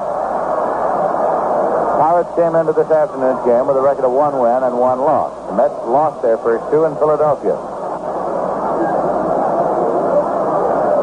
Now the payoff pitch, and it's swung on and missed. He struck him out. Gonder drops the ball, picks it up, tags Schofield. A strikeout. Number 4 for Jack Fisher.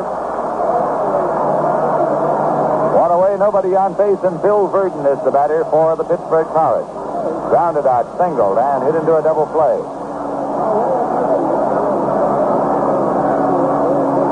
Mets 3 and the Pirates 2 here in the top half of the 7th inning on opening day at Shea Stadium in New York. Fisher's pitch is swung on and missed for a strike.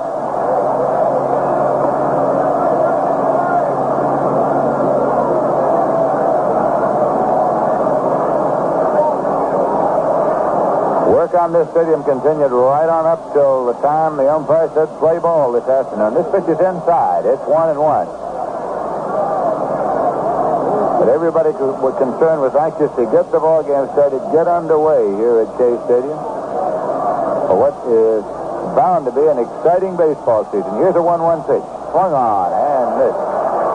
It's 1-2.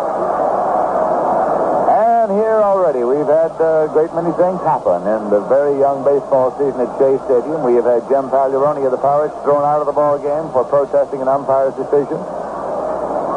We have had a ground ball hit the bag at second, roll out in the center field for a base hit for Frank Thomas. Here's a pitch inside and low, dug out by Jesse Gonder. It's 2-2. On a ball hit by Sammy Samuel down the left field line, we had Frank Thomas round third, stop, look out into the outfield, and then come on, apparently thinking for a moment it might be a foul ball. And he was his second run involved, actually. He had been at second base. Had Bob Bailey come across the mound and fall down. We had Roberto Clemente go back, get his glove on the ball and drop it in the soft turf out near the warning track. Here's a ground ball to second base. Burr right has it placed to Hartnett, and they're 2 away.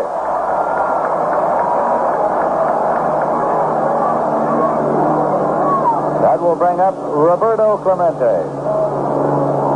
He's 2 for 3 today. Struck out swinging the first time up and has singled his last 2 times up.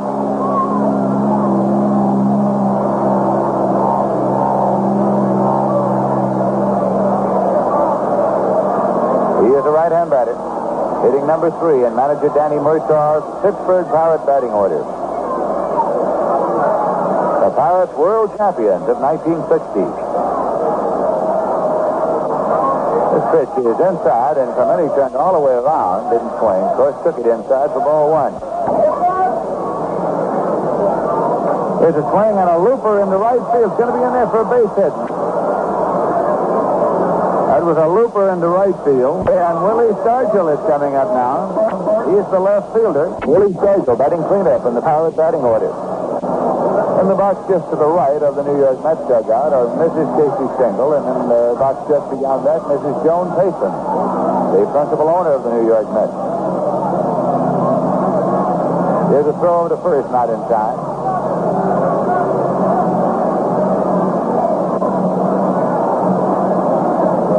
Pitch to the left-hand batter, and it's inside and low. Backhanded by Gonder. Ball 1 to Stargell.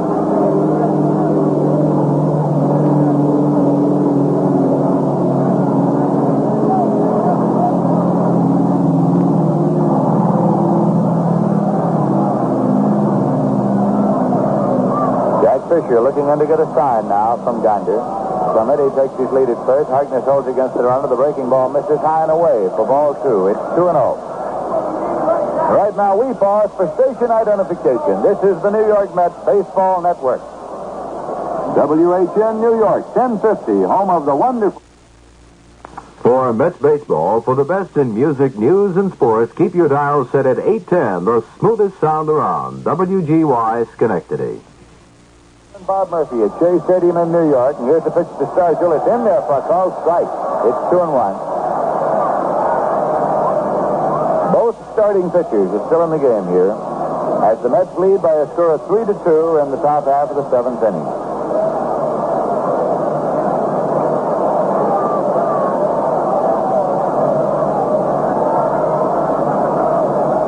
Shea Stadium, next door to the New York World's Fair, which will be opening next Wednesday. What a summer it's going to be around here. 2-1, swung on and fouled back and out of play. This has got to be the most exciting summer that New York has seen in many, many years. 2-2 the count to Willie Stargell. He beat Jerry Lynch out of that left field position with the Pittsburgh Pirates, and they had him in there in the cleanup slot.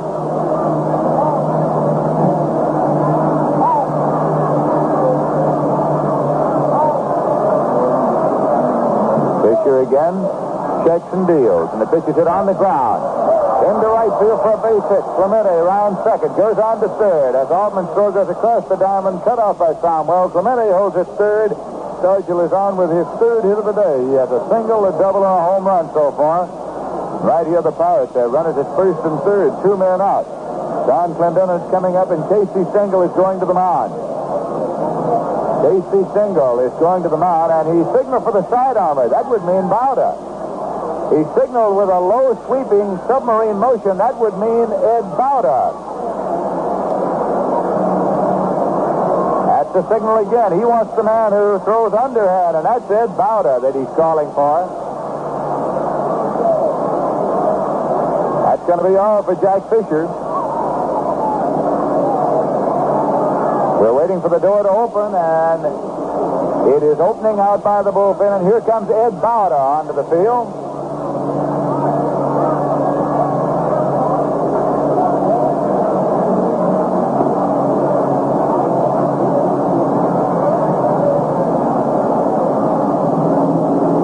That will be all for Jack Fisher, who is waiting for Bauta's arrival. Fisher should get a hand from this opening day crowd when he departs.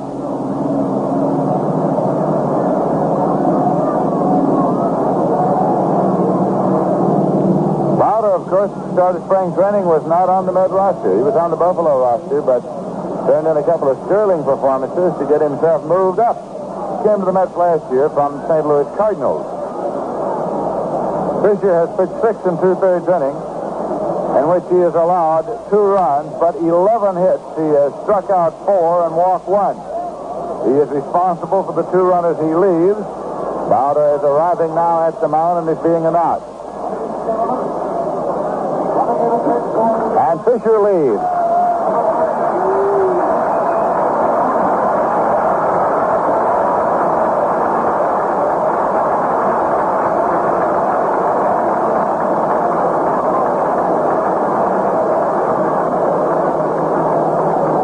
So Jack Fisher, the first Mets pitcher ever at Shea Stadium, goes into the dugout. Casey Stengel is still on the mound talking to Ed Bauta.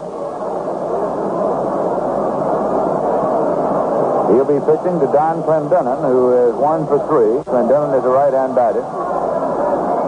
Casey comes on by now to have a word with his catcher, Jesse Gonder, before heading on back into the Met dugout. We're in the top half of the 7th. The Pirates trailing by 1 run, but making a bid here, and so the Mets have gone to the bullpen.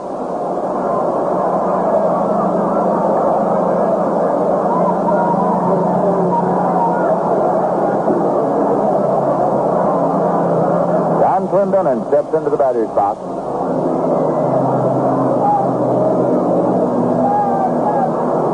Jay Hook and Bill Wakefield are now throwing in the Met bullpen. Jay Hook and Bill Wakefield.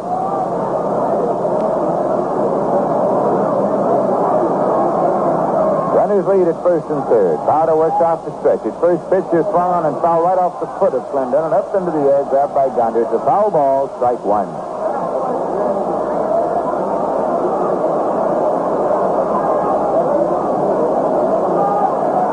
This is an exploratory day for fans, players, and employees alike here at Shea Stadium. People walking around a little bit, try to explore the premises. Many of them came out in time for lunch today, of course. Here's a throw over to first. It's not in time. Stargell gets back safely. Clemente is the base runner at third. He's a daring base runner.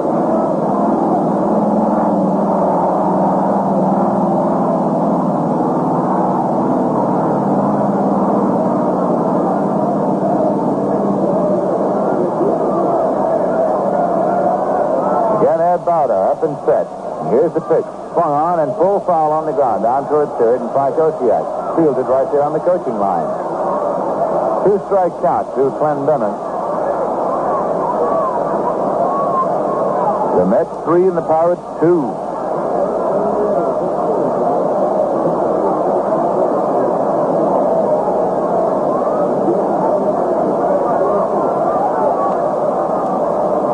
The pitch to Clendenon, and it is swung on and fouled off, and the bat slips out of his hand and clears Frank Osiak at third and goes way on down where it's retrieved by the third base umpire.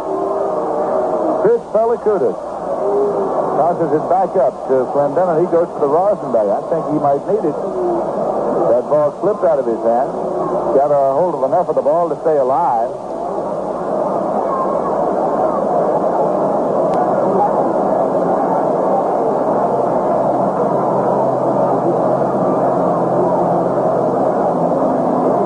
Takes a moment. Kicks at the rubber, and now comes up to look in for a sign from Jesse Gonder. Stargell leads at first, Clemente leads at third. 2-strike delivery, and it's low for a ball. It's 1-2. 341 feet. Right down the line and left and right to the stands here at Shea Stadium. 358. Out to 371, out to 396, 410 to straightaway center field.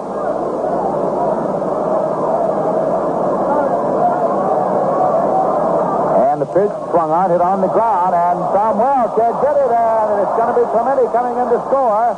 Stargell goes to third, and Elliott comes up with the ball, plays it back in. Stargell holds, and Clendenon is on with a single and a run batted in, and it's a 3-3 ball game. They were playing Clendenon to pull with Sammy Samuel way over in the hole so that the ball went through where, had he been stationed at the usual shortstop position, he might have been able to play it. But they were playing Clendenon to pull, and so it went through for a base hit. So the Pirates have battled back here to tie it up. That run is charged against Jack Fisher. Stargell, who has moved to third, also is the responsibility of Fisher. And Bob Bailey is coming up.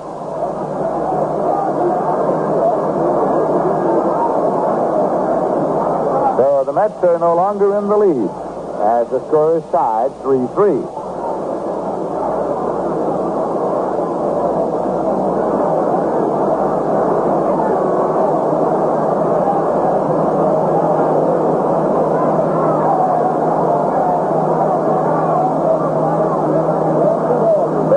For 3 today. Bauta still working off the stretch, and the pitch is low for a ball.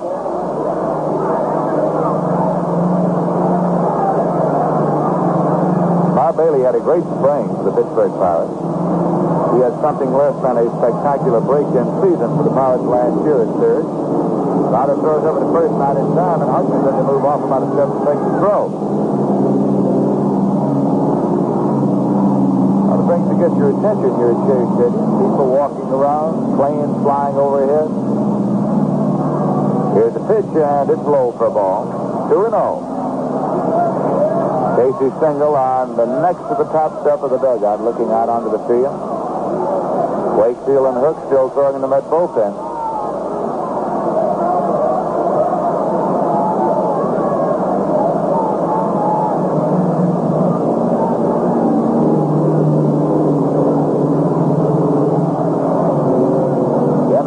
First and third, and here's the pitch inside. It's gone now 3 balls and no strikes to Bob Bailey with Bill Mazeroski on deck.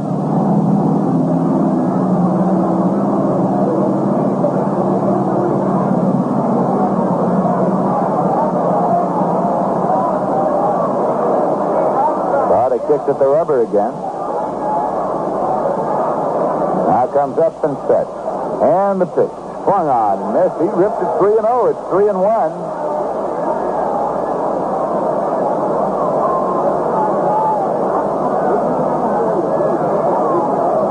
Bauta looks in to get a sign from Gonder.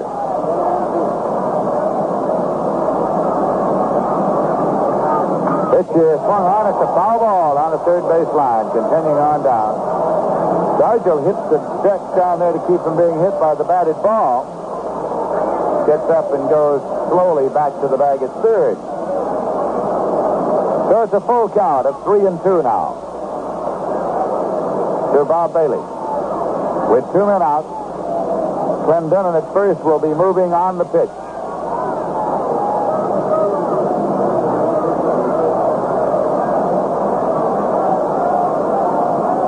Clendenon takes his lead.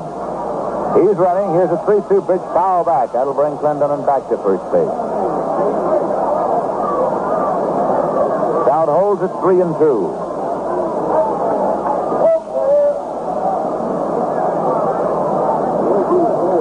The Met grounds crew is decked out this afternoon in new uniforms, blue with orange trim, orange caps, and a blue bill. Orange and blue, of course, the official colors of the Met and of New York City, for that matter. Here's a pitch, and it's outside. He walked him. The bases are loaded.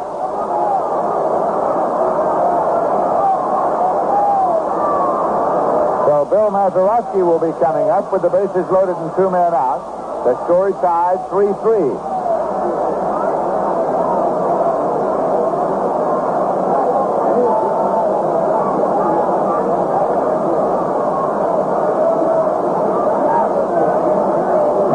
He is 1 for 3. Donn goes out to check with Bauta.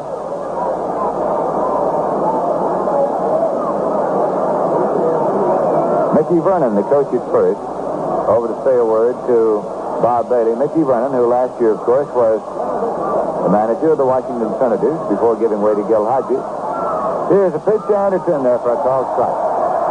Nash took it.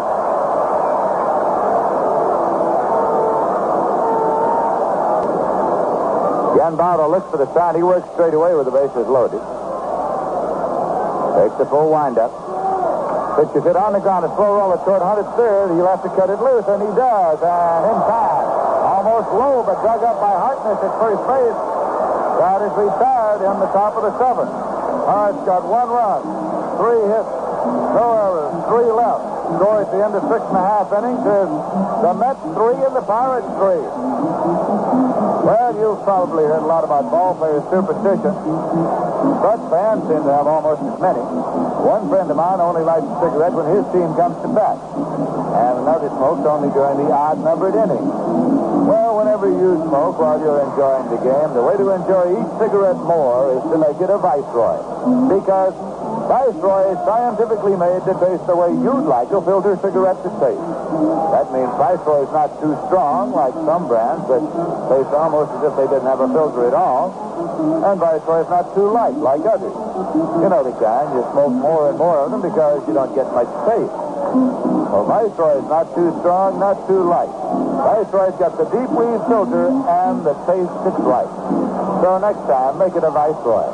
See if you don't find Viceroy is not too strong, not too light. Viceroy's got the taste that's right.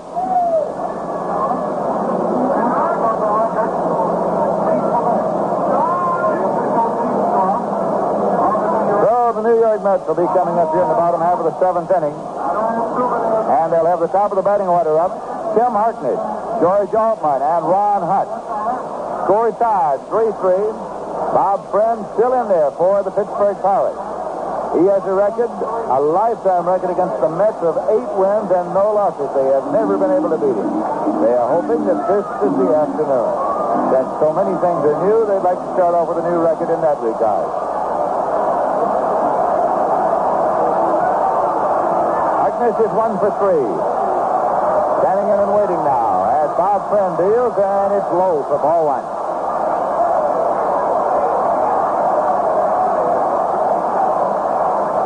The cry of "Let's go Mets" here in the 7th inning, as many of the Mets fans who are up for the 7th inning stretch still is stretching and taking advantage of the opportunity also to loosen up their lungs a little bit.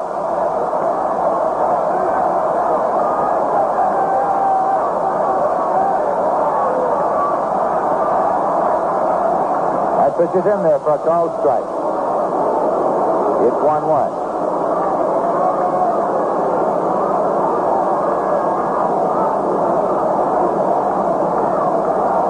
Waits, and Bob Friend comes with the pitch, let up, and it's hit on the ground to second. A big hop up to Mazeroski, and he plays on over to Clendenon, and there's 1 away. That'll bring up big George Altman, who in his debut with the Mets has gone 0 for 3 so far.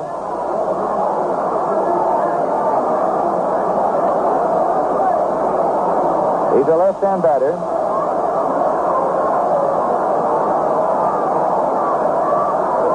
And the pitch is low for a ball.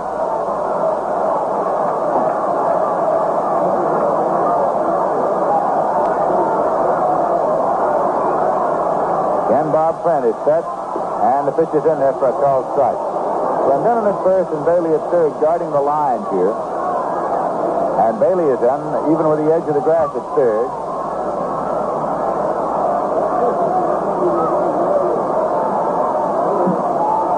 1-1 pitch. Swung on and foul off to the left and into the stands, out of play. 1-2 now to the Met right fielder. In case you've joined us along the way, Jim Hickman was hit on the hand by a pitch ball and on to the hospital for x-rays. It is thought that it is only a bruise of the 3 fingers of the right hand. There's a swing and the ball is popped up to Mazeroski or Schofield. Schofield calls and takes it on the second base side. 2 men out, and that will bring up Ron Hunt. That is 1 for 3. He scored the first Met run of this ball game and thus became the first Met scorer at Shea Stadium.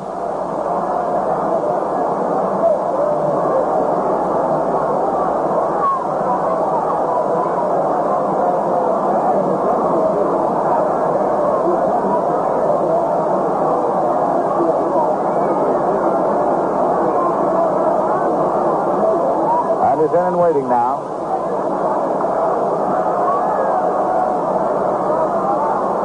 The pitch is in there for a called strike. The official paid attendance here this afternoon on opening day at Shea Stadium, 48,736. Press and service, 1,576. Total in the ballpark, 50,312.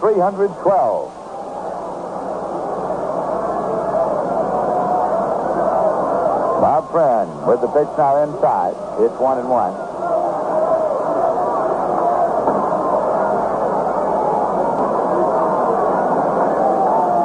2 men out and nobody on base. And the 1-1 pitch to Hunt. Hit on the ground towards second. Mazeroski has it, and he plays over to Clendenon. The Mets are out in order. Here in the bottom of the 7th, no runs, no hits, no errors, none left. And the score at the end of 7 innings is the Mets 3 and the Pirates 3. Right here, score tied 3-3 as we go to the top half of the 8th inning, and it is Orlando McFarland, the catcher, up for the Pittsburgh Pirates.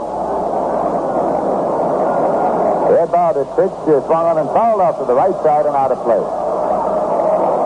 Orlando McFarland came into the game after Jim Pagliarone, the starting catcher, was ejected by umpire Tom Gorman for protesting the call.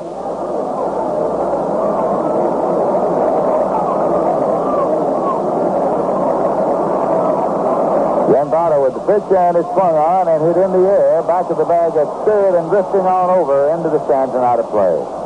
Hunt gave it a run and then thought it was going to be on in the stand, so gave up.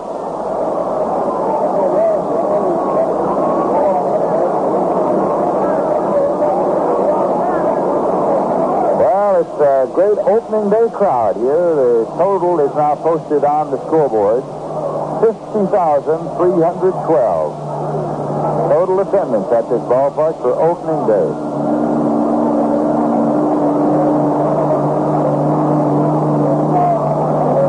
Bauta with the pitch, going on, and it is looped into center field. That'll be in for a base hit. Larry Elliott over up with it, plays it in, and Orlando McFarland loops a single into center, opening up the top of the 8th here for the Pirates. Bob Friend coming up, and the Mets now, of course, will have to protect against the likelihood of the sacrifice here. Friend is reputed to be a rather accomplished bunter. Matter of fact, for many years, he has conducted bunting practice for the Pittsburgh Pirates pitchers. He hooks up and throwing towards Phil Wakefield for the New York Mets in the bullpen.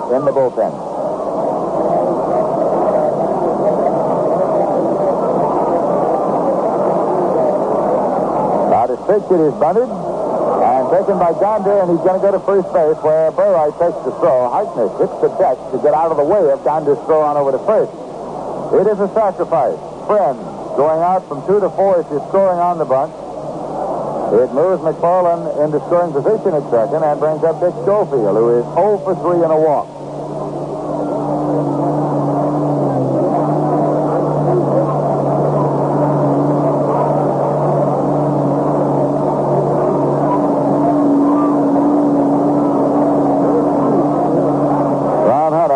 Of the infield grass at third base against the left-hand batter, Schofield. He's a switch hitter, batting left at first against Bauta.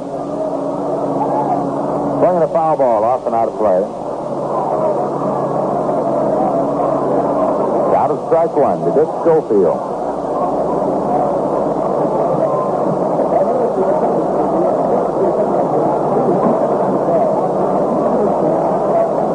McFarland takes his lead at second. The score is tied here. Pittsburgh 3 and the Mets 3.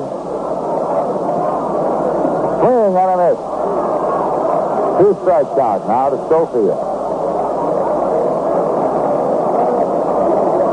Looking at Mickey Vernon down there coaching at first base. You may recall that when the Pittsburgh Pirates won the pennant in 1960, Vernon was a coach on Danny Murtaugh's staff. And in September, they had him on the active list. They used him as a pinch hitter in the stretch run that year.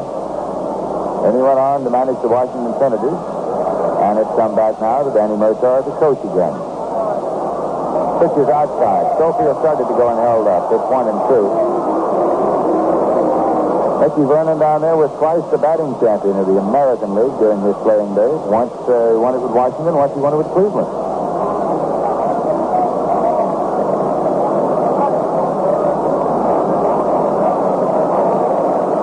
Again, Bauta with the pitch. Swung on and missed. Schofield has struck out. So Bauta shows up his first strikeout. And Bill Verdon is coming up now, 1 for 4.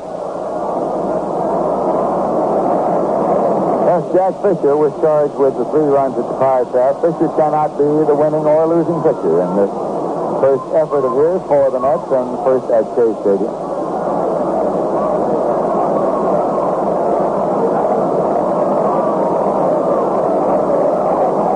Pitches outside for a ball to Bill Verdon.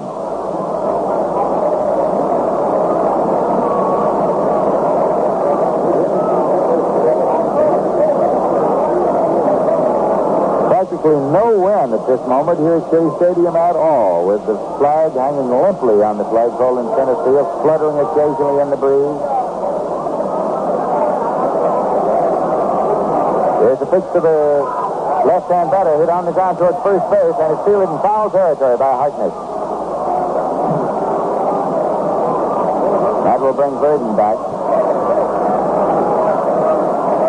Prescott Sullivan, well-known sports columnist from San Francisco, turned up this afternoon to cover opening day at Shea Stadium. And he was taking a little kidding before the ball game as various New York newspapermen asked him if he'd come to check the wind. But when you come from Candlestick Park, you may think it blows everywhere, but it doesn't. In fact, it blows nowhere like it does at Candlestick Park. Count is 1-1 now to Bill Verdon at the plate. McFarland leads at second. There's a swing and a foul ball. It's 1 and 2.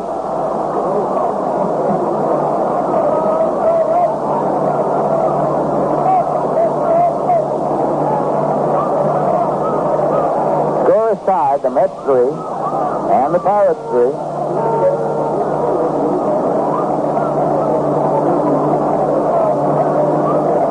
Tom Gorman takes a minute to brush off the plate.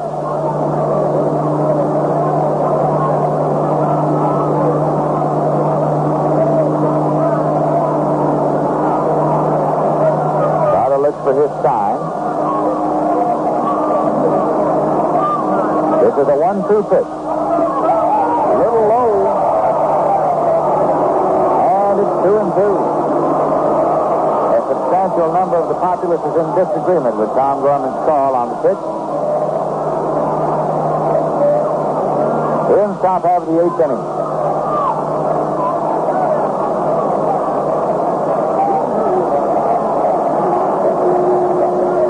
Verdon swings the bat as he waits. McFarland leads at second.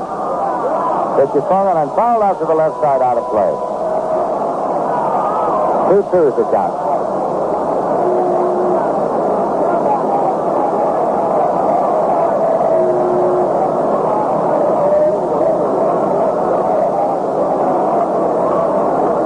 Gorman has to brush off the plate.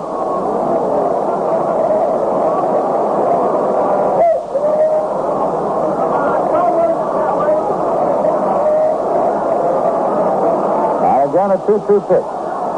Hit on the ground towards second. Burride gets a big hop, and he plays on over to Harkness. McFarland moves to third, but decidedly tied. Third out, of course, as McFarland was ready to go in case anything happened to that one, but it didn't, and in the top half of the eighth, the Pirates got no runs on one hit, no errors, and one left, and at the end of 7.5 innings, it is the Mets 3 and the Pirates 3 and the Yankees. Bailey stations himself about 2 feet off the line at third, even with the edge of the grass. Clendenon is guarding the line at first, playing deep near the rim of the outfield grass. Swing on a foul ball off the line at third, and Bailey is over. He may have a play. He's in the warning track, and he makes the catch. Donda has fouled out to third base. And now Frank Thomas is coming up. Frank had a single in the bottom of the fourth. Actually, it was a slow hit ground ball up the middle that Mazeroski moved over to play behind the bag at second. The ball hit the bag and went on out into center field. Thomas later scored. Thomas is 1 for 3.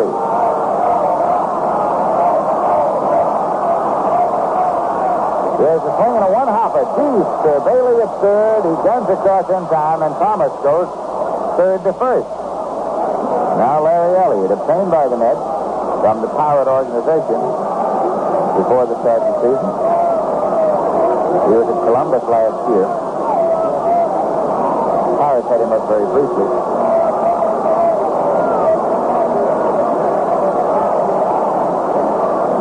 Bob Bailey comes in to say something to Bob's friend. Bailey and Elliott were once teammates at Columbus.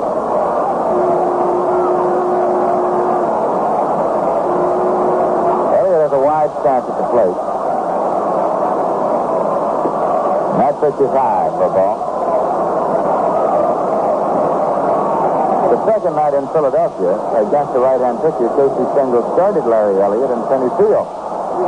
However, it was still a right-hander going. He decided to switch on to Hickman to start the day at Shea Stadium until Hickman was injured.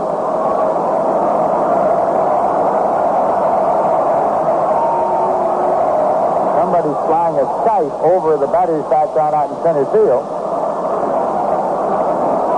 Here's a pitch that is low for a ball. 2-0 to Elliott. This guy's climbing the scoreboard at this point. It's going to be an interesting ballpark. And here's a pitch swung on, and this is 2-1.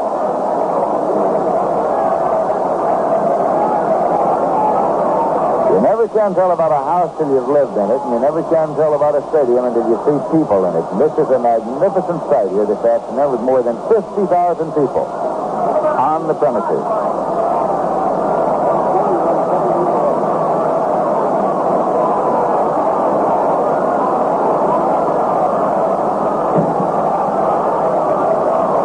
And here's the 2-1 pitch. Swung on and hit on the ground. Backhanded by Schofield. It's short up with it, but it has no play, and it's a base hit. A base hit for Larry Elliott.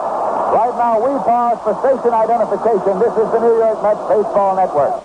For Mets Baseball, for the best in music, news, and sports, keep your dial set at 810, the smoothest sound around. WGY Schenectady. This is Lindsey Nelson with Bob Murphy and Ralph Kiner at Shea Stadium in New York. Sammy Somwell is due up. He had a 2-run double in the bottom of the fourth, but he's being called back now. 2 men out here and a runner at first base. And it's going to be Ed Greenpool. Greenpool will bat for Somwell. Al Moran hustles down to the bullpen area so that he'll be warmed up to take over for Somwell at shortstop in the next inning. So Casey Stengel is going to go to the left-hand batter here, Ed Greenpool, against right-hander Bob Friend. With a runner on at first and 2 men out, score tied 3-3 in the bottom half of the 8th inning.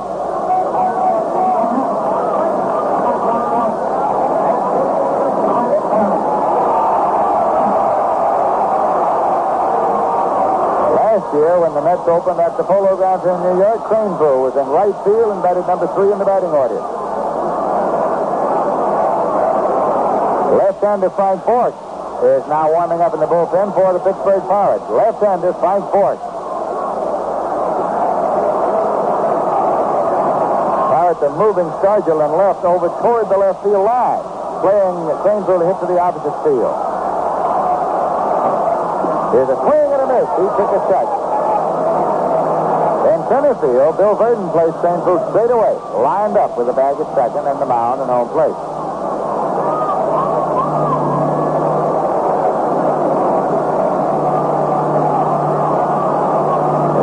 Leads at first. Clendenon holds against the runner. And here's the pitch to Cranesville. Swung on and foul back out of play. A 2-strike count now for the youngster from James Monroe High School in the Bronx. Now more action in the Pirate bullpen. Roy Face is up and throwing. So it's double barrel action, a lefty. Frank Bork and a righty. Roy Face.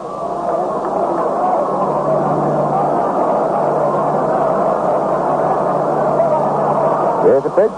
Swung on, hit on the ground towards second, and Mazeroski gets it on a hop, plays over in time, and Cranesville is grounded out. That is retired in the bottom of the eighth with no runs, one hit, no errors, one left. Score at the end of 8 innings is the Mets 3 and the Pirates 3. Well, of course, a lot of you already have the Mets yearbook from past years, but you certainly want to get the new one, because it contains more than 200 photos of Mets players, the Mets family, Shea Stadium, even photos of the men who cover the Mets on radio and television. How about that? And also pictures of some of the baseball writers who cover the Mets.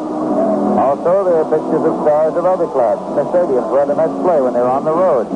Complete records of all the players, including such newcomers as John Stevenson, Bob Hawk Taylor, Bill Wakefield, Jerry Hensley, Larry Elliott. Sequence photos and game action of Jack Fisher, Carl Willie, George Allman, Tracy Salad, Ron Hunt. So don't miss getting your Mets yearbook. It's on sale here at Shea Stadium, and it's available by mail for 50 cents. If you'd like a copy of the yearbook by mail, just send 50 cents to Mets Yearbook, Shea Stadium, Flushing, New York.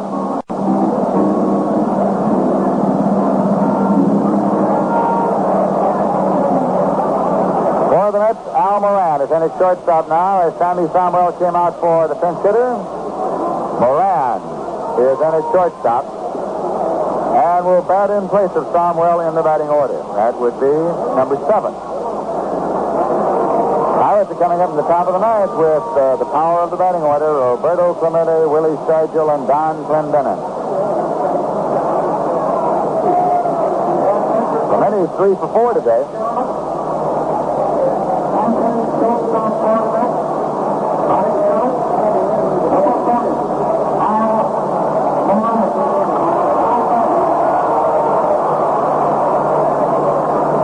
Steps in now, facing right-hand pitcher Ed Bauta. It's Bauta's game to win or lose as far as pitching records are concerned with the Mets.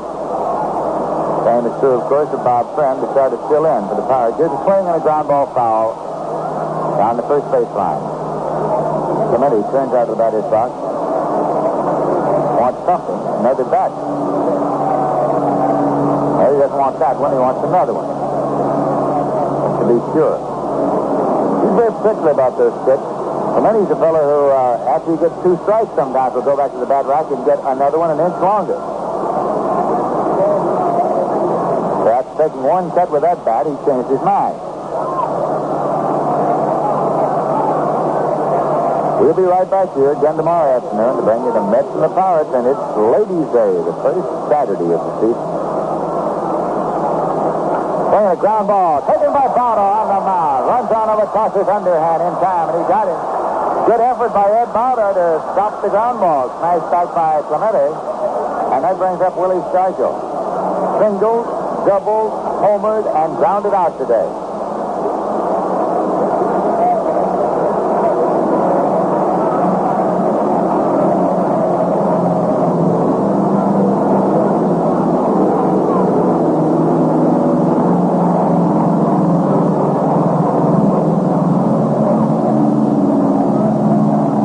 Swings the bat as he's in there waiting. He's a left-hand batter. Playing a foul ball back onto the screen and out of play. Had a youngster back there ducking. He's in the front row just behind the screen, and he just wasn't too sure about everything.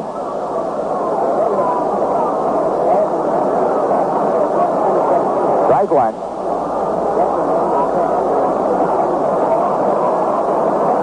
Top of the ninth, Mets and the Pirates tied 3-3. Start is pitched, a little low. 1-1.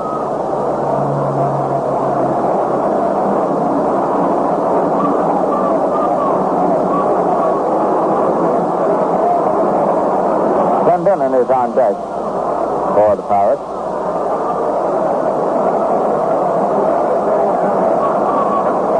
About his pitch is outside for a ball. It's 2-1.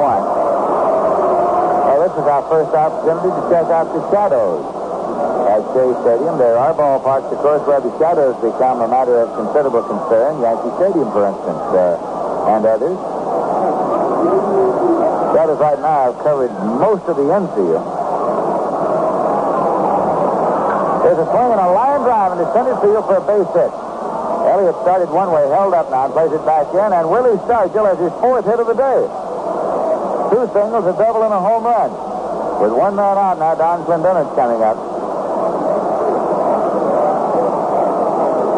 Bart Thomas in left field is now in the shadow of the realm of light that topped this stadium.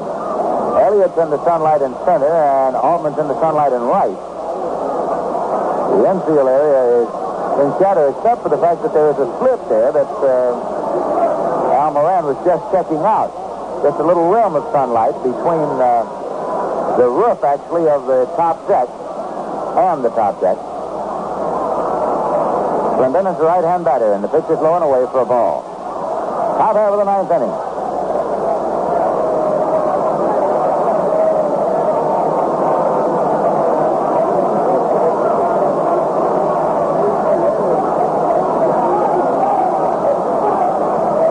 Stargell takes his lead at first as Harkness holds against the runner there. Swinging a ground ball foul over into the Pirate dugout located along the third baseline.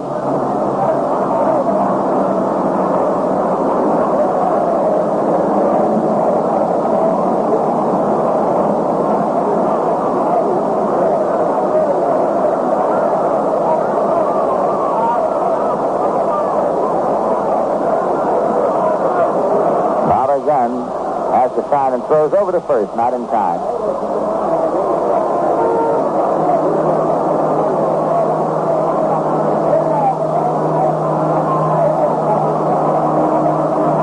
Stargell takes his lead, and here's a pitch. Swung on, hit on the ground, foul. Backhanded off the glove of Hunt. He came across the line, trying to stop it. It continued on down the line.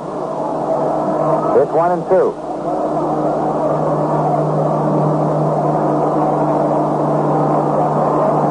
Stargell hit his second inning home run to right field, right over the area where the Met bullpen is located, and over a low wire fence on up into the field box area.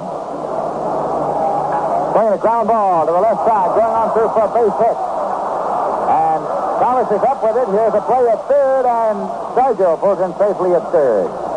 Clendenon bounced the base hit into left field as Hunt moved to his left to try to get to it and could not. He made the dive, and he is covered with dirt now across the front of his uniform. That'll happen many times, of course, this season. One of the best customers the laundry has. And it'll be now Bob Bailey coming up. So Ed Bauta is in some trouble here with runners at first and third. 1 man out, score tied 3-3.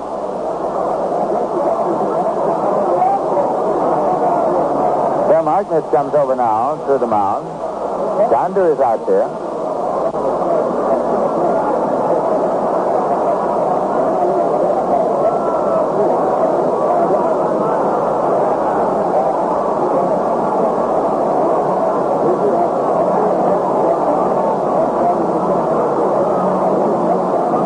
Now the conference breaks up.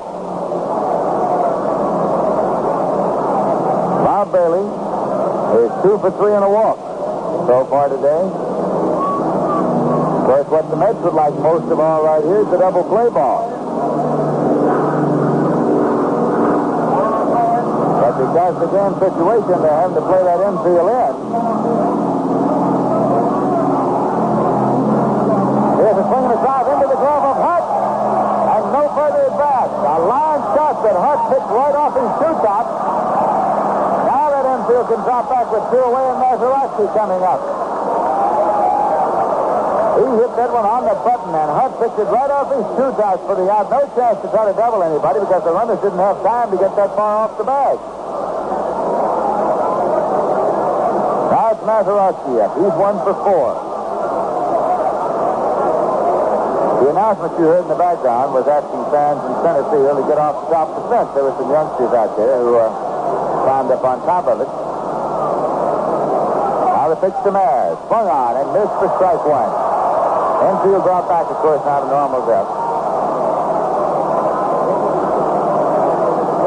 Mets 3 and the Pirates 3. Opening day at Shea Stadium.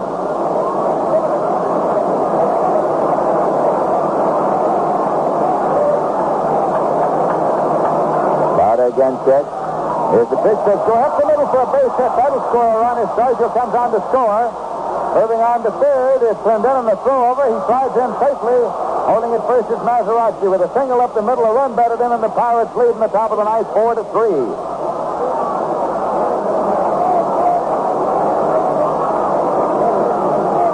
Runners at first and third still, 2 men out, and Orlando McFarland's coming up. As the Pittsburgh Pirates again have taken the lead in this ball game. They took an early lead in the second inning on Stargell's home run. Then the Mets scored 3 in the fourth to lead 3-1. The Pirates got 1 back in the fifth. It was 3-2 until the seventh. The Pirates tied it there 3-3, and now in the ninth, the Pirates have taken the lead 4-3.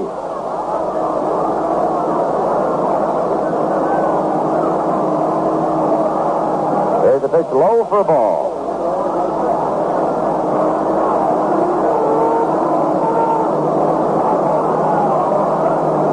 Around the outfield, works on the ball, kicks at the rubber, looks into Gondis for his sign.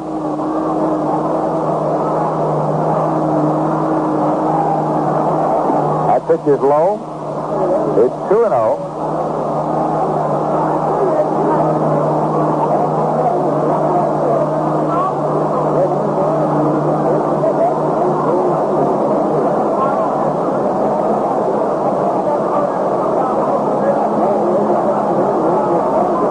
Swings the bat as he waits.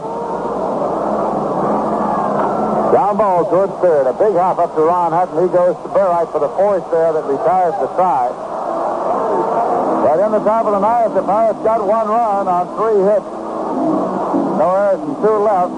And at the end of 8.5 innings, it is the Pirates 4 and the Mets 3. And here's music to think of Rheingold in any language fine.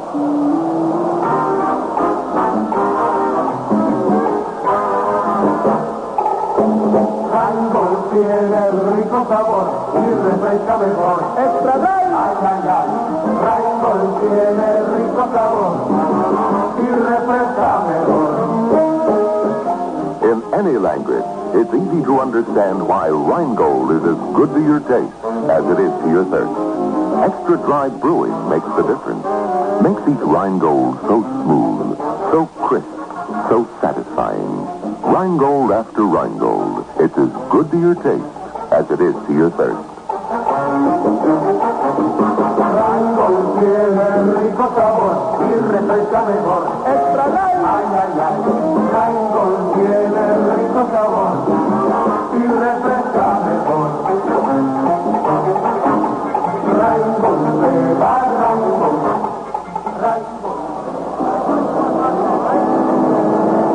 Well, the Mets are trailing by 1 run as we go to the bottom half of the ninth inning. Larry Burright is scheduled up.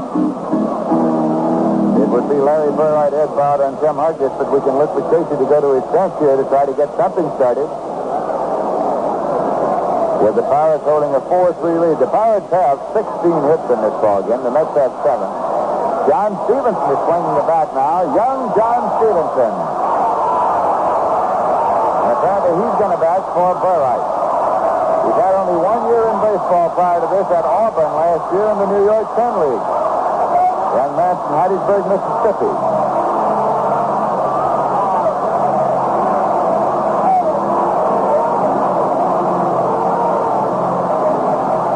First time up in the major leagues for him, opening night at Philadelphia. He ripped one across the bag at first. It looks to be ticketed for extra bases, but a great play by Ruben Amaro of the Phillies turned it into an out. Bob Bailey, the third baseman, was called over to the Pirate dugout by manager Danny Murtaugh, giving a message to take out to Bob Friend and his catcher, Orlando McFarland. So the New York Mets will be trying to get anything started here in the bottom half of the ninth inning with the Pirates leading them by a score of 4-3.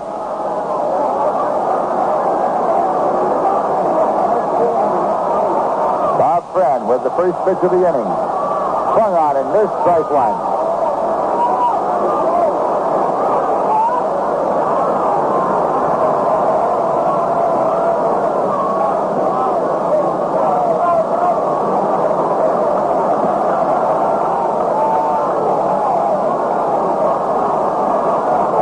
Friend with the pitch. Swung on. Little number down the first base line. A foul ball. Clendenon barehands it. Friend has 2 quick strikes on young John Stevenson.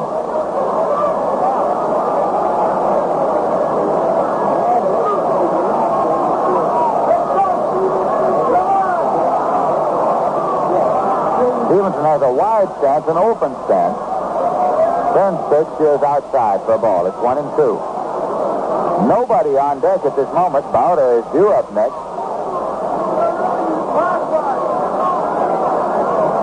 Casey Stengel with his foot on the top step of the dugout. Now the pitch swung on and missed. He struck him out. Strikeout number 4 for Bob Friend today. Now who's going to bet for Bauta? As yet, no one has come out of the dugout. It's going to be Hawk Taylor. Bob Taylor will bat for Ed Bauta.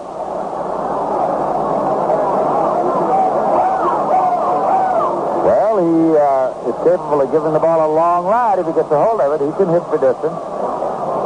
And that's what the Mets need right here. Tim Harkness will be next up.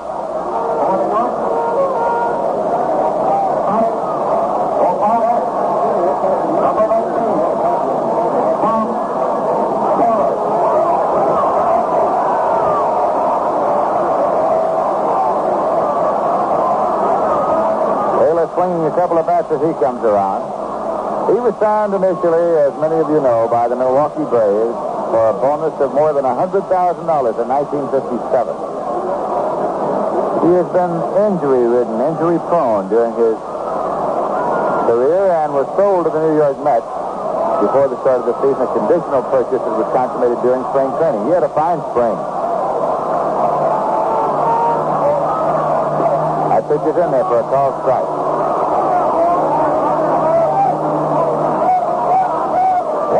Nobody on base. The Pirates 4, the Mets 3.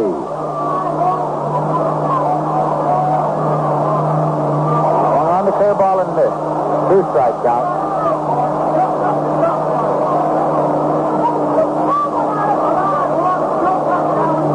Taylor steps out of the batter's box now to get a handful of dirt.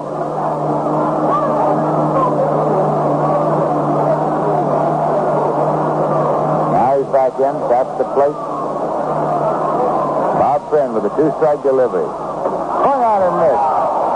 Took him out with a hard slider.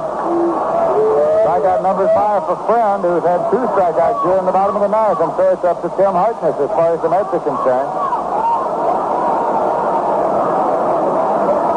Pirates lead them 4-3, 2 men out, nobody on base in this, the bottom half of the ninth inning.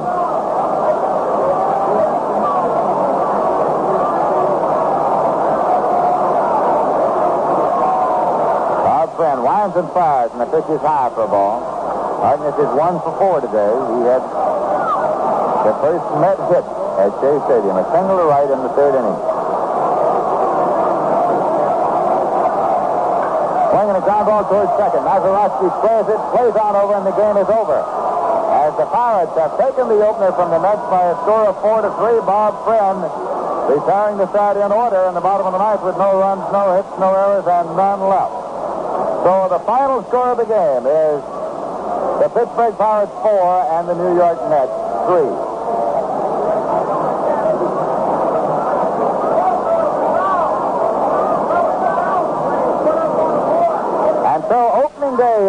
at Shea Stadium in New York. The New York Mets led briefly in this ball game, but the Pittsburgh Pirates went ahead again in the top half of the ninth inning to win it. A crowd here this afternoon for opening day of 50,312. Total attendance, 48,736. The total paid attendance. Of course, pre-game ceremonies before the start of today's first game at Shea Stadium. And then it was Bob Friend going against Jack Fisher. The Pittsburgh Pirates scored first when Willie Stargell hit a home run into right field at the top of the second. The Pirates were out in front.